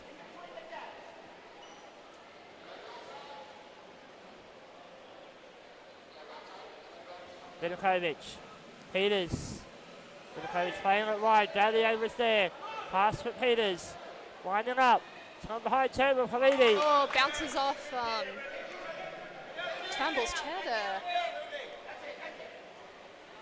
Pelini passing. Not enough heat on it to reach it Peters. McLean. Peters running through. Pelini, space, can shoot. Setting up again. Didn't get the shot away. Pelini out that in McLean. Peters with options. Winding up. Near post. Turnbull's Defense there. from Turnbull. Pelini lining up once again. Peters. Pelini. Abra. Pelini. Peters. Vidakovic, good clearance. Back to halfway for Cooper Pelini. McLean chasing the ball. Laying off at Peters. But that is all we have time for here in this game. River City 2, Football St George 0. L Potts, any final comments on this one? Looks like River City ran away with that one. Thank you so much for joining us, everyone. Yes, thank you so much for joining us. We'll catch you on the side of this break, and until then, farewell.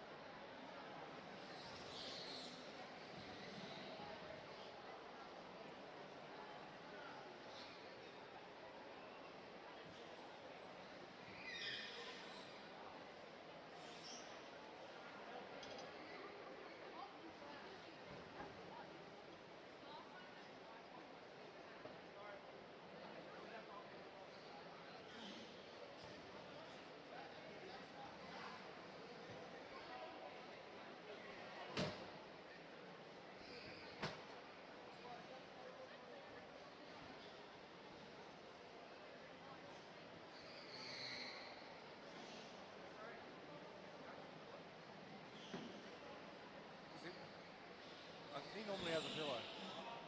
Yeah. Yeah, we're on comms. No, we're not live yet.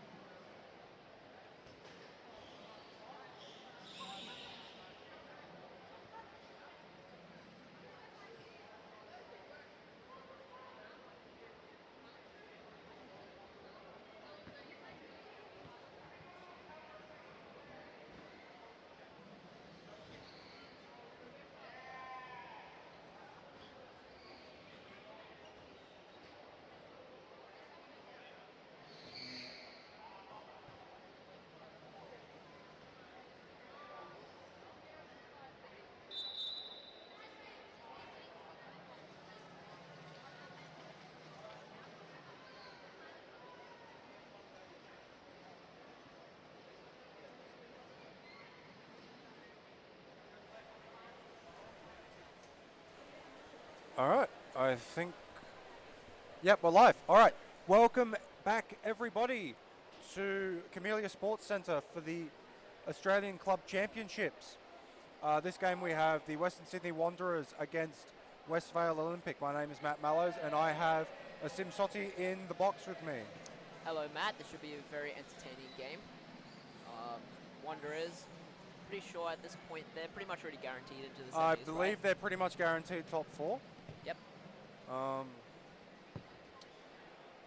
still, Looks like the Wanderers have decided to swap sides, because of course Ben decided to swap sides.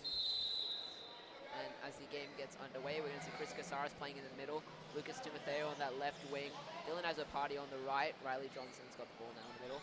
Goalkeeper for Westvale will be Joe Sarlo. Wanderers, we're going to see Ben Keat on that left wing. He's got the ball. He's up against Chris Casares right now. Of course, as just mentioned, Riley Johnson's in the middle. Jax Taylor on the right wing and Andy Waite in the back. Yeah, and interesting fact I found out, Ben has not actually scored yet in this tournament. Oh, truth? No, he hasn't. He hasn't scored. Okay. Well, this is definitely going to So, be his game if he tries to then. I've heard that there's a bit of a competition going on between Ben and Jax to see who can score first in this game. Speaking of Ben, he's going to offload the ball to Riley Johnson. Takes his time. Lucas Timotheo and Dylan Azzopardi going to engage in a 2-on-1 there, unfortunately. Just a bit of miscommunication. Yeah, I wouldn't have minded a bit of advantage there because Johnson was through on goal, but you know, whether or not advantage is taken can be a bit finicky sometimes as we see the ball go to Ben Keat. Jax is there. He's going to try and make something out of it. Just going to let the ball flick out. Chris Casares runs the ball out of the box. Riley Johnson to challenge. Timotheo, he's going to meet Johnson. Ball's now going to leak out. Chris Casares. He's there. Johnson meets him. Tries to Big get an spin. aggressive flick there. But referee's going to call against him, it looks like. It's going to be a Westvale ball now to restart the play.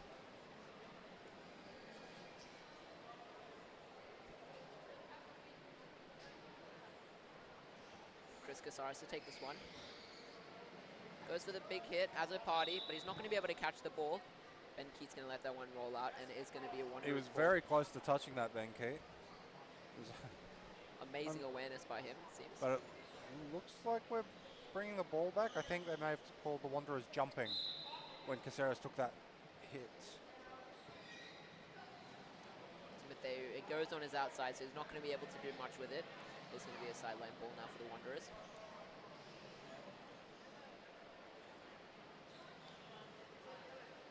Jax Taylor's going to take this one. Johnson's in the middle. Keith's very wide. The Wanderers just leave that ball, it seems like, for Chris Casares to take up the field.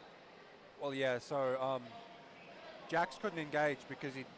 So it looked like a bit of a mishit from Jax Taylor on the wing there. And obviously, because he's the one that hit the ball in, he couldn't engage it, so he had to wait for somebody else to touch it first.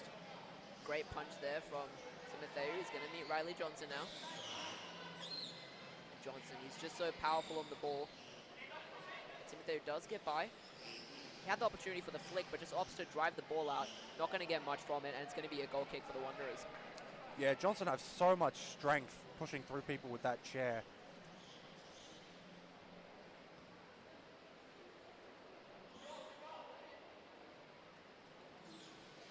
Andy Wade just going to knock the ball lightly to Johnson. He's taking on Timothy, who gets around him. Is he going to keep the ball in? Looks like he will. That was a beautiful dummy, and he's won the sideline. Fantastic play there by Riley Johnson. Now the Wanderers find themselves on the attack again. Jax Taylor up the line. Ben Keats wide. Andy Waite pushing up a little bit as well to give that option. Riley's going to opt to go wide. Andy Waite's there to collect it, but doesn't seem like he needs to do anything. Yep, Andy more than happy to let that go out.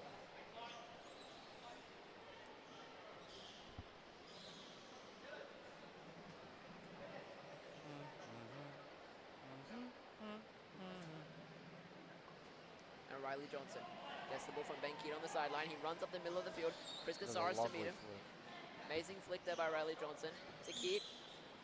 Back to...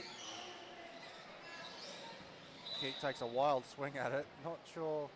But he's drawn the 2-on-1 there, so that's good play there by Keat. I very much doubt he saw where either of the two Westvale players were, but... Alas, it worked. And the Wanderers find themselves another attacking opportunity.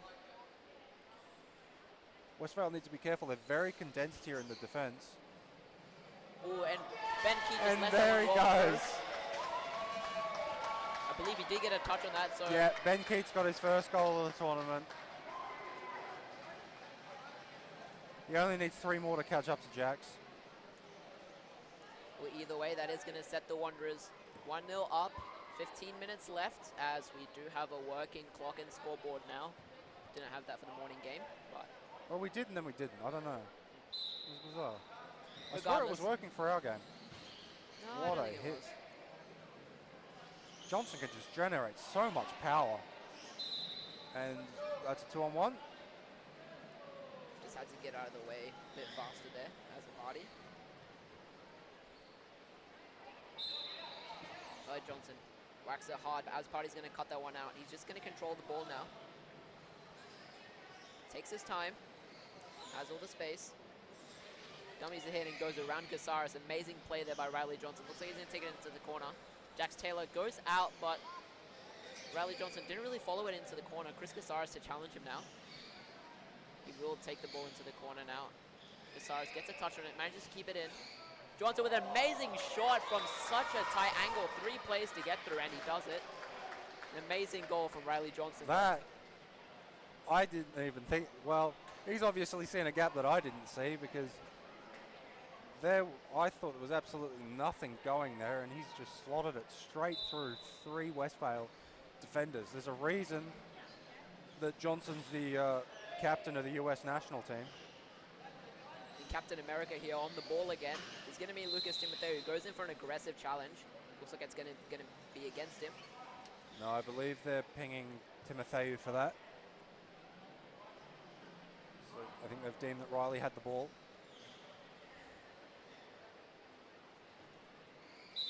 Jax Taylor very high right now. Ben Keat really looking like the only option. Westvale are very condensed. And Casares just going to knock that ball out. Yeah, Westvale need to be really careful, especially on those defensive set pieces, because their wingers are very condensing into the middle of the field, not giving Casares a whole lot of room to challenge for the ball.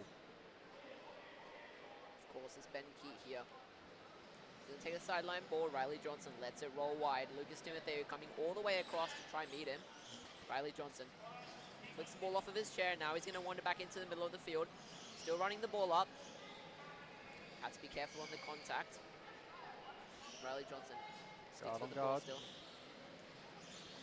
Flicks it over. Chris Casares going to cut that one out. Ben Keat goes for a spin. Riley Johnson going to continue to challenge that one, but then he backs out. No Wanderers players on the ball. Looks like there's a bit of confusion in the middle of the field there, as I think Casares and Keat reverse into each other. Yeah, both players kind of lost sight of both each other and the ball there and just collided. No real malice in it. So we will see a set ball now. I mean, Ben can barely see it the best of times. I'm not sure that Casares' vision is much better. Riley Johnson punches up to Jax. He's going to try flick that one behind Joe Salo, but it is going to be a save. Now Jax Taylor, he's got the ball in the corner. Tries to win the corner. Can't really see from that angle. It looks like it's still on Smart play field. from Taylor. Taylor just going to punch it back. Riley Johnson there. Chris Casares does push up for it. And he takes it wide. Ben Keat notices that. Comes around the middle, but not really the middle. That's a smart play, but doesn't quite come off there for Johnson. I think it just touched his chair as it went out. Still a very difficult position for Westvale to take the sideline ball. Goes to Timotheo. Has a party, but he's not going to be able to reach. Johnson, an amazing hit up the field. Jax Taylor's there to get it. Riley Johnson chases that one down.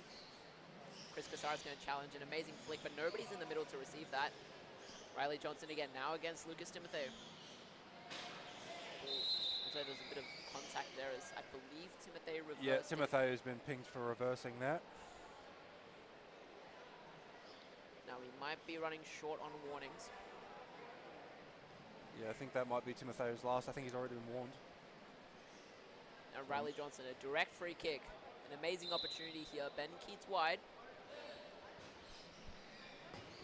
Whoa! That's an amazing spin hit there. Goes over Chris Casares. It's going to be a sideline ball. Great intention there from the Wanderers to try and get a shot in. Jax Taylor coming in for the block play. You'd imagine that Johnson would be able to squeeze it through, just as looks like Westvale have asked for a position in the box. As a party on Keat, which looks like might be the best play here. Gonna let that one roll through the wall. Timotheo's there to pick it up as Ben Keat misses the ball. Is he gonna challenge? He is. That's a... Oh. And then he leaves it. Riley Johnson now, he's gonna have to quickly sort himself out. Takes it with Timotheo into his own corner. That is brilliantly done there by Johnson. Tell you what I would like to see is Andy take a bit more risk, especially on goal kicks. I wouldn't mind seeing Johnson go to the middle of the field, but I mean, when you've got a player of Johnson's caliber to pass it to, who just runs it up the field with ease, I can understand why they're doing it. Yeah, of course. Riley Johnson, very clinical player. He definitely knows what he's doing. See, winds up, takes a second. Amazing dummy there. Ben Keat just lets it roll through. Chris Casares to Lucas Timotheo. Riley Johnson's going to meet that. Timotheo takes up the sideline. Riley Johnson catches that, gets around it, keeps it in field, looks like, but nope, it's gone out. And now Westvale find themselves with... This will be their first attacking set piece. So we'll see if they can get something here. And then- Timotheo's going in for a bit of a block play, but Andy's awake to it.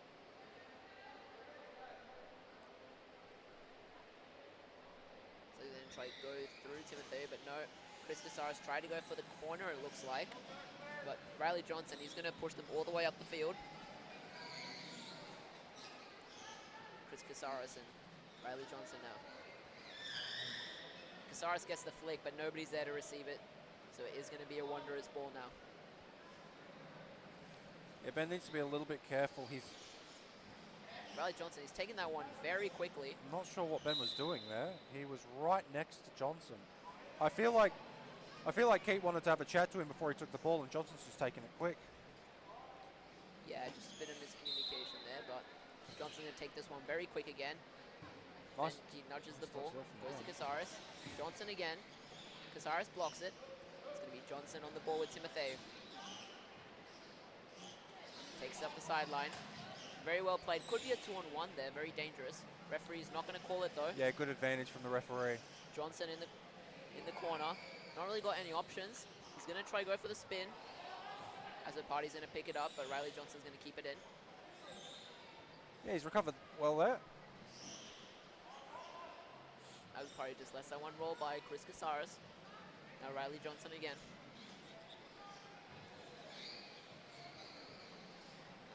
Looks like it's going to be a great play from Chris Casares. Riley Johnson couldn't really do much with that.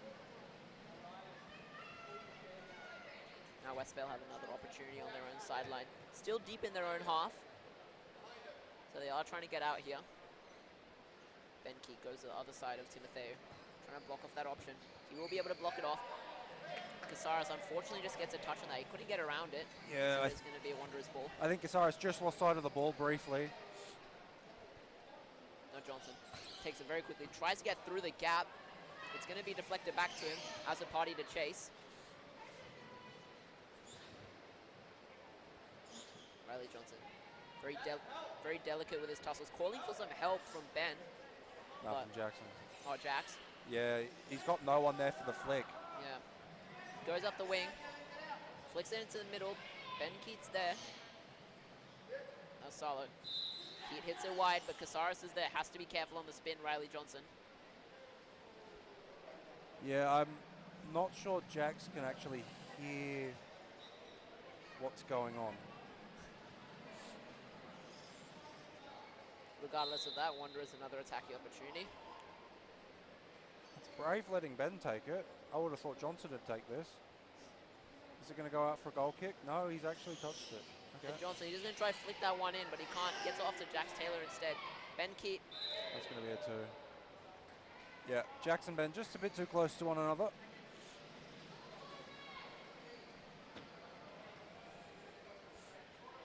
We're into the last 5 minutes of the first half. It's a great ball by Salo. Timotheo's just going to slow it down. That looks like it goes out. Yeah. Okay. So, as you've just said, we've got roughly 5 minutes left in the first half here. Wanderers versus Westvale. What are you thinking of the Riley Johnson game right now?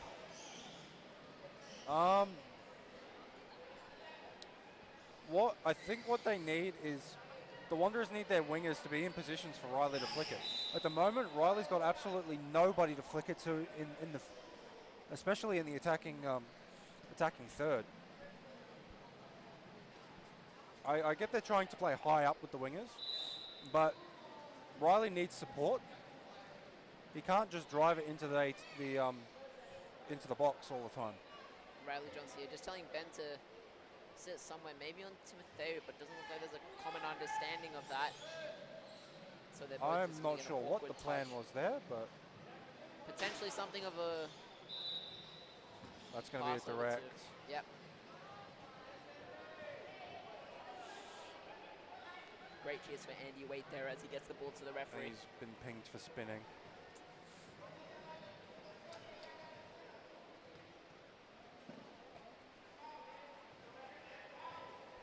Riley should just take a shot here. Referee's hand is not Yeah, he's raised, so going it to is Jax. direct. Calls Jax into the middle a bit more. Yeah, Jackson needs to go further forward here. Riley Johnson, he winds up. Here we go. massive fake and still tries to get it through. Shoots again, it's off the post. An amazing double effort there by Riley Johnson. It's going to be a goal kick. I would have loved to have seen a bit of a block play there from Jackson on the goalkeeper. I think that might have been the just to intention open up a bit more space for Johnson. Yeah. To aim for. Speaking of Johnson, he's on the ball again. Tries to get the flick. Ben Keats there. Is he going to get around to? He is. Now it's Casares and Ben Keat. Bit of rough play there. Casares has done well to win that.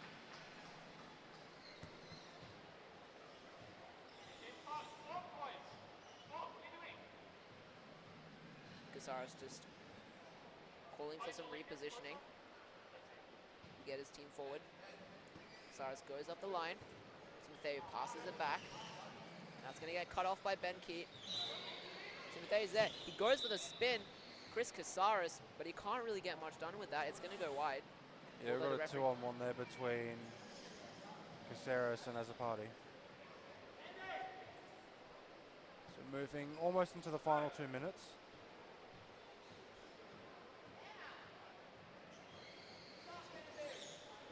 Riley Johnson just hits that into Azzopardi. Punches it forward. Jax Taylor's there.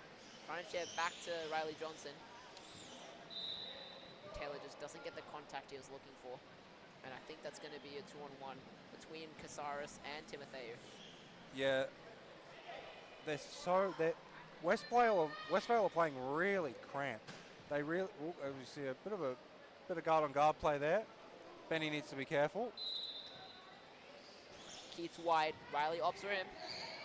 Jax going to try punch that one back out. Riley Johnson, Swing. He's going to spin. An amazing ball up the sideline there. Ben's open. Can't quite back to find Jax him. Taylor. He's not going to be able to get much on the ball, unfortunately. Casares now meets Johnson. He's going to actually get through Johnson there, and now he's on the attack. Calling contact. Yeah, contact on Riley. Casares had a nice good run there, and Riley's just tried to take him out basically. Wait, gets a touch there. Ben Keat. Now it's over to Jax Taylor. Casares misses that spin. Riley Johnson's going to cut off the pass to Timothy. He's got no one to flick to. Ben is far too wide here. Could be dangerous. 2-on-1 there. Casares tries to get out, but can't get out early enough, and it is going to be another ball for the Wanderers. Less than 2 minutes left for the game. Yeah, I must say, I think Westvale are their own worst enemies at the moment. They are getting caned on the 2-on-1s. They just need to space out a bit more, honestly. And Andy Waite, he's going to come out of his box here. An aggressive play by him. We haven't seen this yet. He gets the back of Casares' chair a bit there. And we've got a card coming out by the looks of things. No? Maybe? What's going on? So, or just a warning.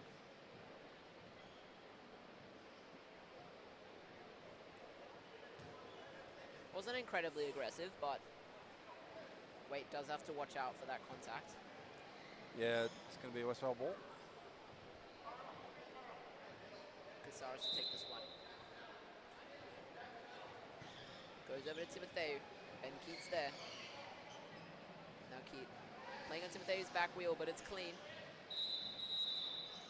That is going to be off half time. half. So, 2-0 Wanderers here. I mean, I think Wanderers started really well, and so did Westvale, but I think as the game went on, Westvale just started to get too cramped. A lot of 2-on-1s, Yeah, a lot of contact. Well, a lot of contact from both teams, but the 2-on-1s in particular are really hurting Westvale. Yeah, I agree with that assessment. I would just say Westvale have to potentially even take it a bit slower, consider their options a bit more, and of course keep that distance that we did just talk about. And with that, I'd say we wrap up the half. We'll be back in. We'll be back in about 5 minutes or so.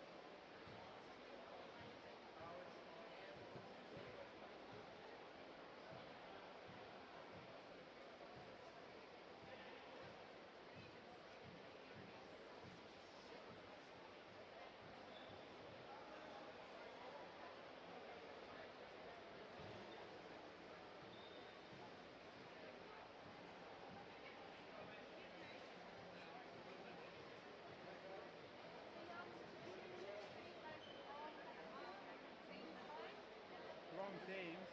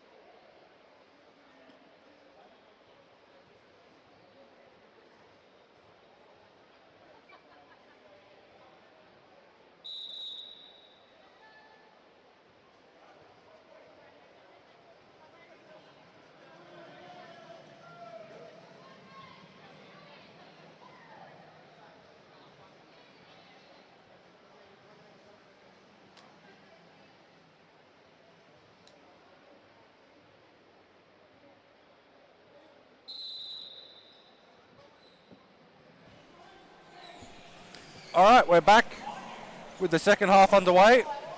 No changes here from West Vale, whereas Wanderers, obviously, so we've got Ben and Jackson off. We've got Steve Webb and Jonathan Reyes on. And in terms of the Jax Taylor versus Ben Key goal competition, Ben is up by 1. And there's a goal from Jono. That was a beautiful little death touch from Jono to sneak it around the goalkeeper. Wanderers are now 3-0 up. You can see why Ben's been hoofed. Reyes has a much better first touch. Love you, Benny. Casares to start the ball again. Gets it over to Azzopardi. He's going to punch it forward. Riley Johnson's there to catch it. Gets it past Azzopardi. He's now met by Chris Casares. Gets past Chris Casares as well. Jono's in reverse. Nobody there for the flick, so it's just going to get punched out by Timoteo. As a party and Andy Wade. It's going to be a 2. Timoteo and as a party. Bit too close. Steve Webb to take this one now. Riley Johnson a bit higher. Riley Johnson gets a nice little touch on him, but Reyes winds up, can't get a touch on the ball. You can already tell the Wanderers are going to have a lot more oomph up front. That I agree with, as Chris Casares just communicates to his teammates to swap in position a bit better. Timoteo turns in a bit there to Reyes. Yeah, Timotheo's just turned into Reyes there.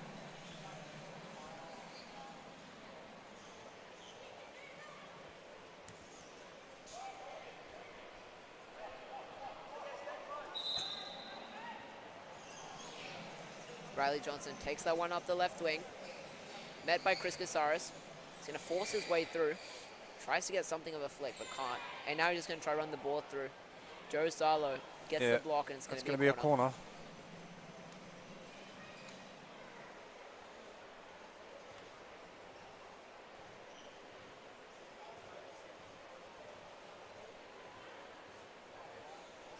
Now Steve Webb going to take this one. Riley Johnson tries to get around. Don't know if he was positioned yet already or not. Johnson just looking around the field. He's going to let that one go out. Yep.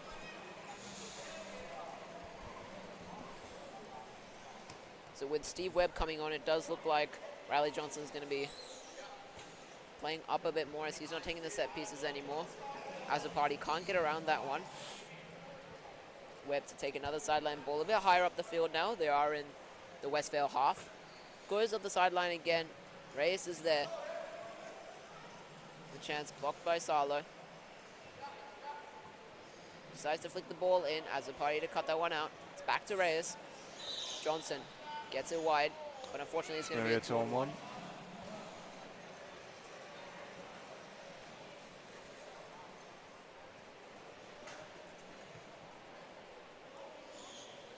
Casares to take another ball in his half. Calling his teammates a bit closer, it looks like. As a party, he's going to try to get around that one. Johnson, he lines up for that. Timoteo, he's not going to be able to do much with the ball. I don't think he expected that, and it's going to go out again for another sideline ball. Wanderers with another attacking opportunity. Has Johnson in the middle. Reyes up the wing. As a party tried to knock the ball up the field, but fortunately catches the corner of his guard and it's going to go out. Johnson sitting a bit further back now. Nobody in the gap, nobody in the corner. Gets it over to Johnson. Swings. Timotheo's going to knock that one out, and it's going to be another sideline ball. Riley Johnson communicating that he's going to take this one. Steve Webb positions up a bit higher. Jonah Reyes coming a bit more flat. That is a Johnson lovely ball. Goes to Reyes. And Jono almost caught that with his forehead. That was an amazing ball by Riley Johnson there. Very calm and collected, but also very precise with his play. Sits in the block. Oh, that is a lovely deft touch from Johnson, and that's going to be a goal. What a touch by Riley Johnson there. Just to sneak the ball past the defenders, and Casares, he can't do much for that ball.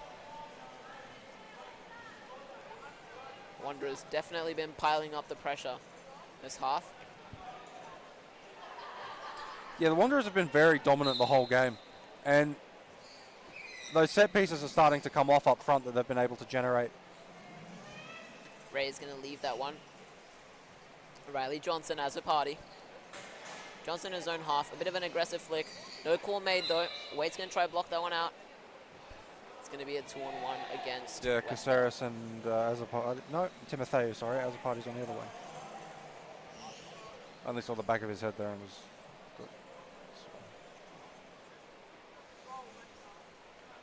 Riley Johnson here. Reyes is very deep here. Well, very high up. And they're both very high up. Going to go over to Andy Way. He is going to push up. Second time this game. I think the great thing about the Wanderers is that John O'Reilly's, he can afford to sit up very high because he knows that Riley Johnson has the skill to get it up there if he needs to. Yeah, exactly. A bit of miscommunication there between Webb and Andy. Westvale with an attacking opportunity. They are out of their own half for a bit. Salo's pushed up a bit high, but it's not going to be to Salo. Azzopardi. Waite's going to block that one out. Azzopardi's still on the ball. Takes it wide to the left wing, but Waite's there to meet him. He's going to push the ball up the field now. Casares comes to meet it. Flick into Riley Johnson. Met by Timotheo. It's going to be another 2-on-1 between Casares and Timotheo, it looks like. Yeah, Westvale are starting to cramp a bit more, a bit like what happened in the first half. Just as the half went longer and longer, started to, it's a lovely ball. Johnson, he's going to try to do it again, but John Reyes, don't think he was ready for that one again as a party. Dylan as a party here and Riley Johnson. Gonna get that flick, but Timotheo's there. Goes for a big spin. It's deep in the Wanderers' half now. Yeah, Westvale just need to... They're trying to go with Wanderers' intensity, and it's just not quite working for them. And that's what's starting to cramp them up a bit in defense. They just need to slow the game down a bit and take their time with things, rather than trying to play at a tempo that they just can't match. Speaking of taking his time, Riley Johnson has all the time to go up the right wing. He's going to get around the ball, met by Casares. He doesn't have an option for the flick, though, and the ball's going to go out. It is going to be a Wanderers ball. It's going to be a sideline, I think. Yep. I can't see. Your head's in the way. Oh, my bad. And so are half the That referees. That's fine. That is a sideline. Steve Webb going to take that one. Tries to get it through the gap, almost manages does. to do so. Casares going to try to get the ball around. Timotheo's going to have to get out there, otherwise it's a 2. Yep. They're just not moving out of each other's way fast enough.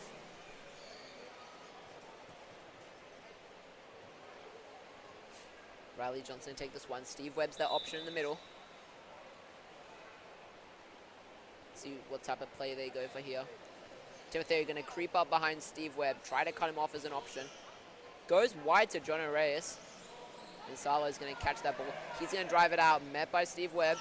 Johnson smashes it all the way up the field. Oh, what a ball. Unlucky. Now John Reyes and Chris Casares. Referees deem that guard on guard. Casares calls for contact. He is through, though. Now Riley Johnson against Casares. Gets the ball around him. Yeah, there's a bit of feeling getting into this one. Riley Both Johnson. teams starting to play fair bit aggressive. Riley Johnson aggressively takes it up the left wing as well. Steve Webb tries to be there for the flick. I don't know what the call is. It's a goal kick. Looks like the ball did go out. Riley Johnson just having a bit of chat with the referee.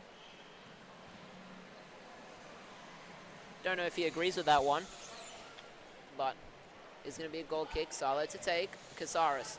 Steve Webb's going to catch that. Can't really get any good contact on it, though. Riley Johnson winds up for a swing. Gets it off Casares' chair. He's gone into his own half now. Gets around him. An amazing play there. Now Timotheo has to challenge that one. Riley Johnson just flicks the ball out, though. John Reyes. And Timotheo's going to block that one out. Almost looked like a 2-on-2 there, but it's going to be a sideline. If it's a 2-on-2, just let it play. Because, I mean, the game's starting to open up a little bit more.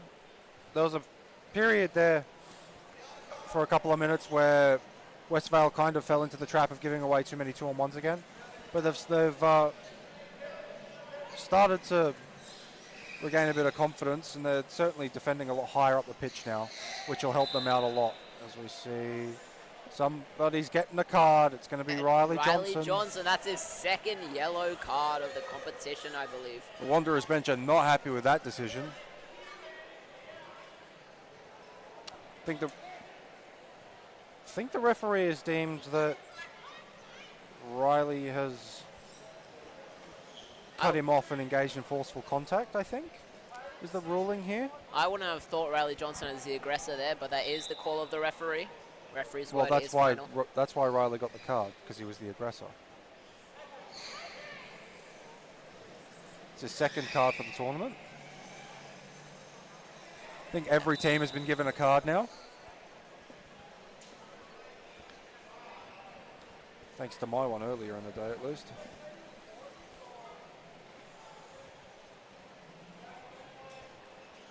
As the party tries to block that one out. Johnson gets it back to Steve Webb. Webb's just going to leave that ball. Casares. Riley Johnson, he turns around. Johnson does need to be really careful here. He's on a yellow and he's still going in hard.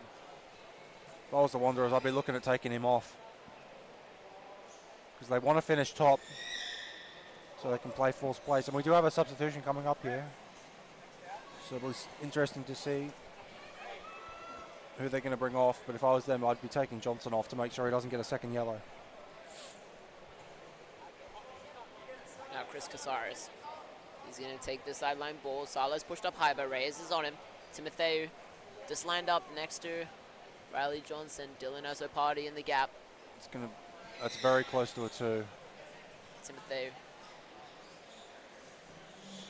Back to Casares, but looks like the ball gets to Webb. Webb's going to line up for that. Salo's going to have to meet the ball. He punches it back into open field. Reyes to Johnson. Pushes it up. Oh.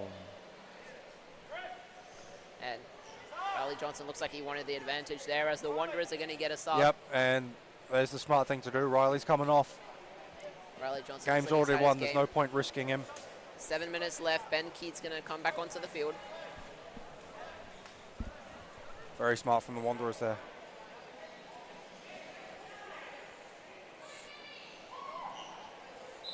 Keat looks like he's going to get his first touch of the game with this ball.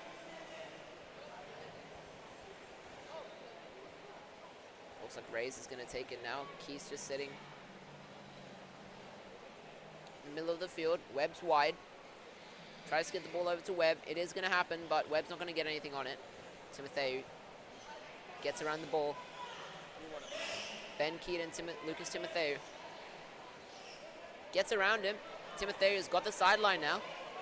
He's got the ball up the line. He's going to take it into the Wanderers' left corner.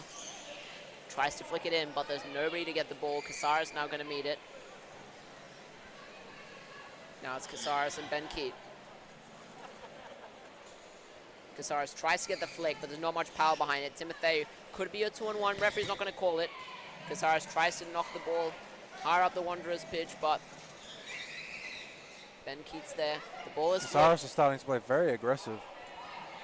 I'm liking it. I wish he'd started doing it a bit earlier, though. Timotheu That's going to be a 2. pick another way to get out, but the referee's not going to call it. Chris Casares still in the ball. Now he's going to whack the ball up the field. Andy Waite's going to block that as a party comes back to get around the ball, and he's going to do it. Tries to get the ball up the sideline. Ben Keats there. Gets the flick. Ben Keats chasing now. Timotheu and Keat. Have to watch the contacts. Ben Keat. Yeah, he's got to be very careful on that back wheel. Now Timotheu. He's going to try to take the ball wide again. Webb has to get out of the way. Looks like he's caught between two minds. And now it's going to be Ben West just Vale drove ball. straight towards Steve there. Now Joe Salo playing up very high here. Looks like Westvale are going to try and get a goal out of this game. Steve's looking to jump. Got to be careful. Oh, he's mishit it. Salo's just missed the ball. He can't touch it again. It's all right. Webb's going to do it. Then they've ruled Steve has jumped. I feel like the Wanderers may have been... they feel like they've been hard done there because he did miss-hit the ball, but Steve just has to not jump. Salo is getting that second opportunity now. Tries to get the ball over to Casares. Andy Waite, he's going to try to drive the ball out now. Now Timotheu passes it back to Casares, tries to take a shot, but it's not going to be on. Now Ben Keat tries to keep the ball in. I think he does keep it in, and he's going to take it up the left wing there. Casares to meet him. Ball still appears to be in play. Nice flick there. Timotheu, front of chair, back to Chris Casares. Casares to Timotheu, to Casares. And that's up the right wing. Reyes now, he has to challenge that. Reyes and Timoteo. Now it's Ben Keat. That's going to be a 2-on-1 against the Wanderers. Westvale find themselves with another attacking opportunity. 4 minutes left into the game.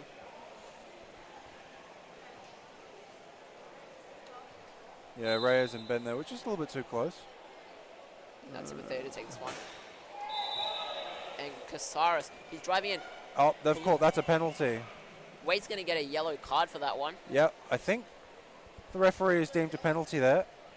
And that does look like the case as the box clears out, except Andy Way on the goal line and Chris Casares at the penalty spot. Can he keep his clean sheet?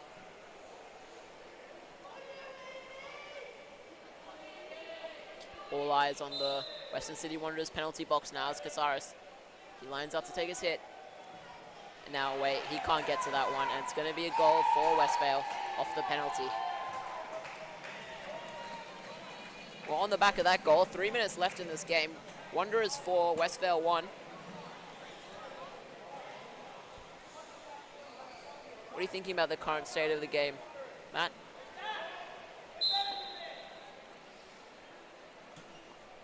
Wanderers coach having a stern talking to his players, telling them to stop it with the contact. It's going to be a goal kick, it looks like.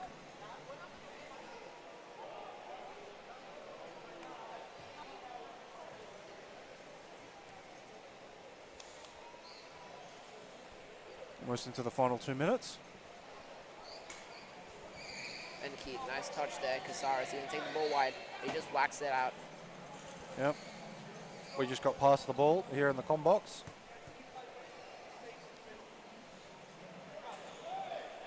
Reyes now to take this one. Wanderers just happy to play it safe. As a party gets on Steve Webb. Line's wide open here. And he is going to take the line. That is a fantastic ball from Reyes. Casares can't really do much except just hit it out again. Ben Keats higher up the sideline. Steve Webb in the middle has that option. Casares jumps out for that. He sees Reyes lining up. Reyes can't do much with that one. Timoteo. And Casares can't get to that ball, so it's going to be another Wanderers chance. We're into the last 2 minutes of the game. Yeah, I reckon they'll be just hitting it to... No? I reckon they'll just be trying to waste as much time here as possible. Reyes gets over to And Webb. Ben winds up. He's going to wind up. And what? Oh! That looked like it was going to go in, but off of the post. And That was a beautiful hit from Steve. And the Westvale goalkeeper almost put it into his own net as well off the from the rebound off the post.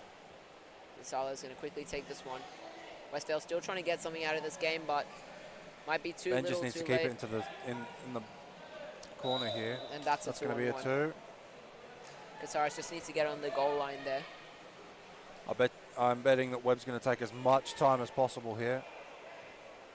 Scott Reyes as the far option. Keats in the middle. Timoteo on Keat. So the referee's just indicating 5 meters. Goes over to Reyes. Into the middle. Steve Webb. Shot is blocked by Salo, it looks like. Now Reyes, Timoteo. Casares tries to knock it up the field. That was a very good touch from Casares there. If he hadn't have got to that, Webb was sneaking it in at the far post. It's going to be a Wanderers ball.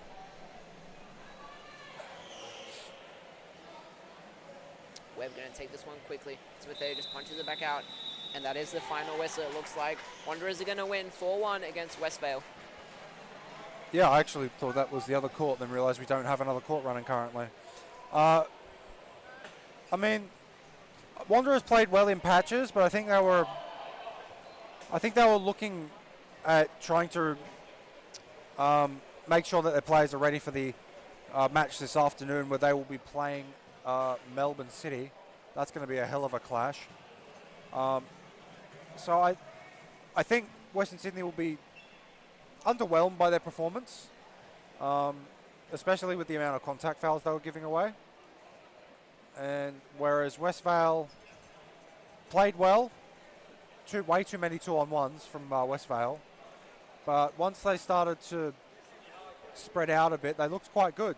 And obviously Casares with the converting his second penalty of the tournament, I believe. But other than that, that is all for us for this game, at least today. I don't know what the next game is. But until then, we will see you all later.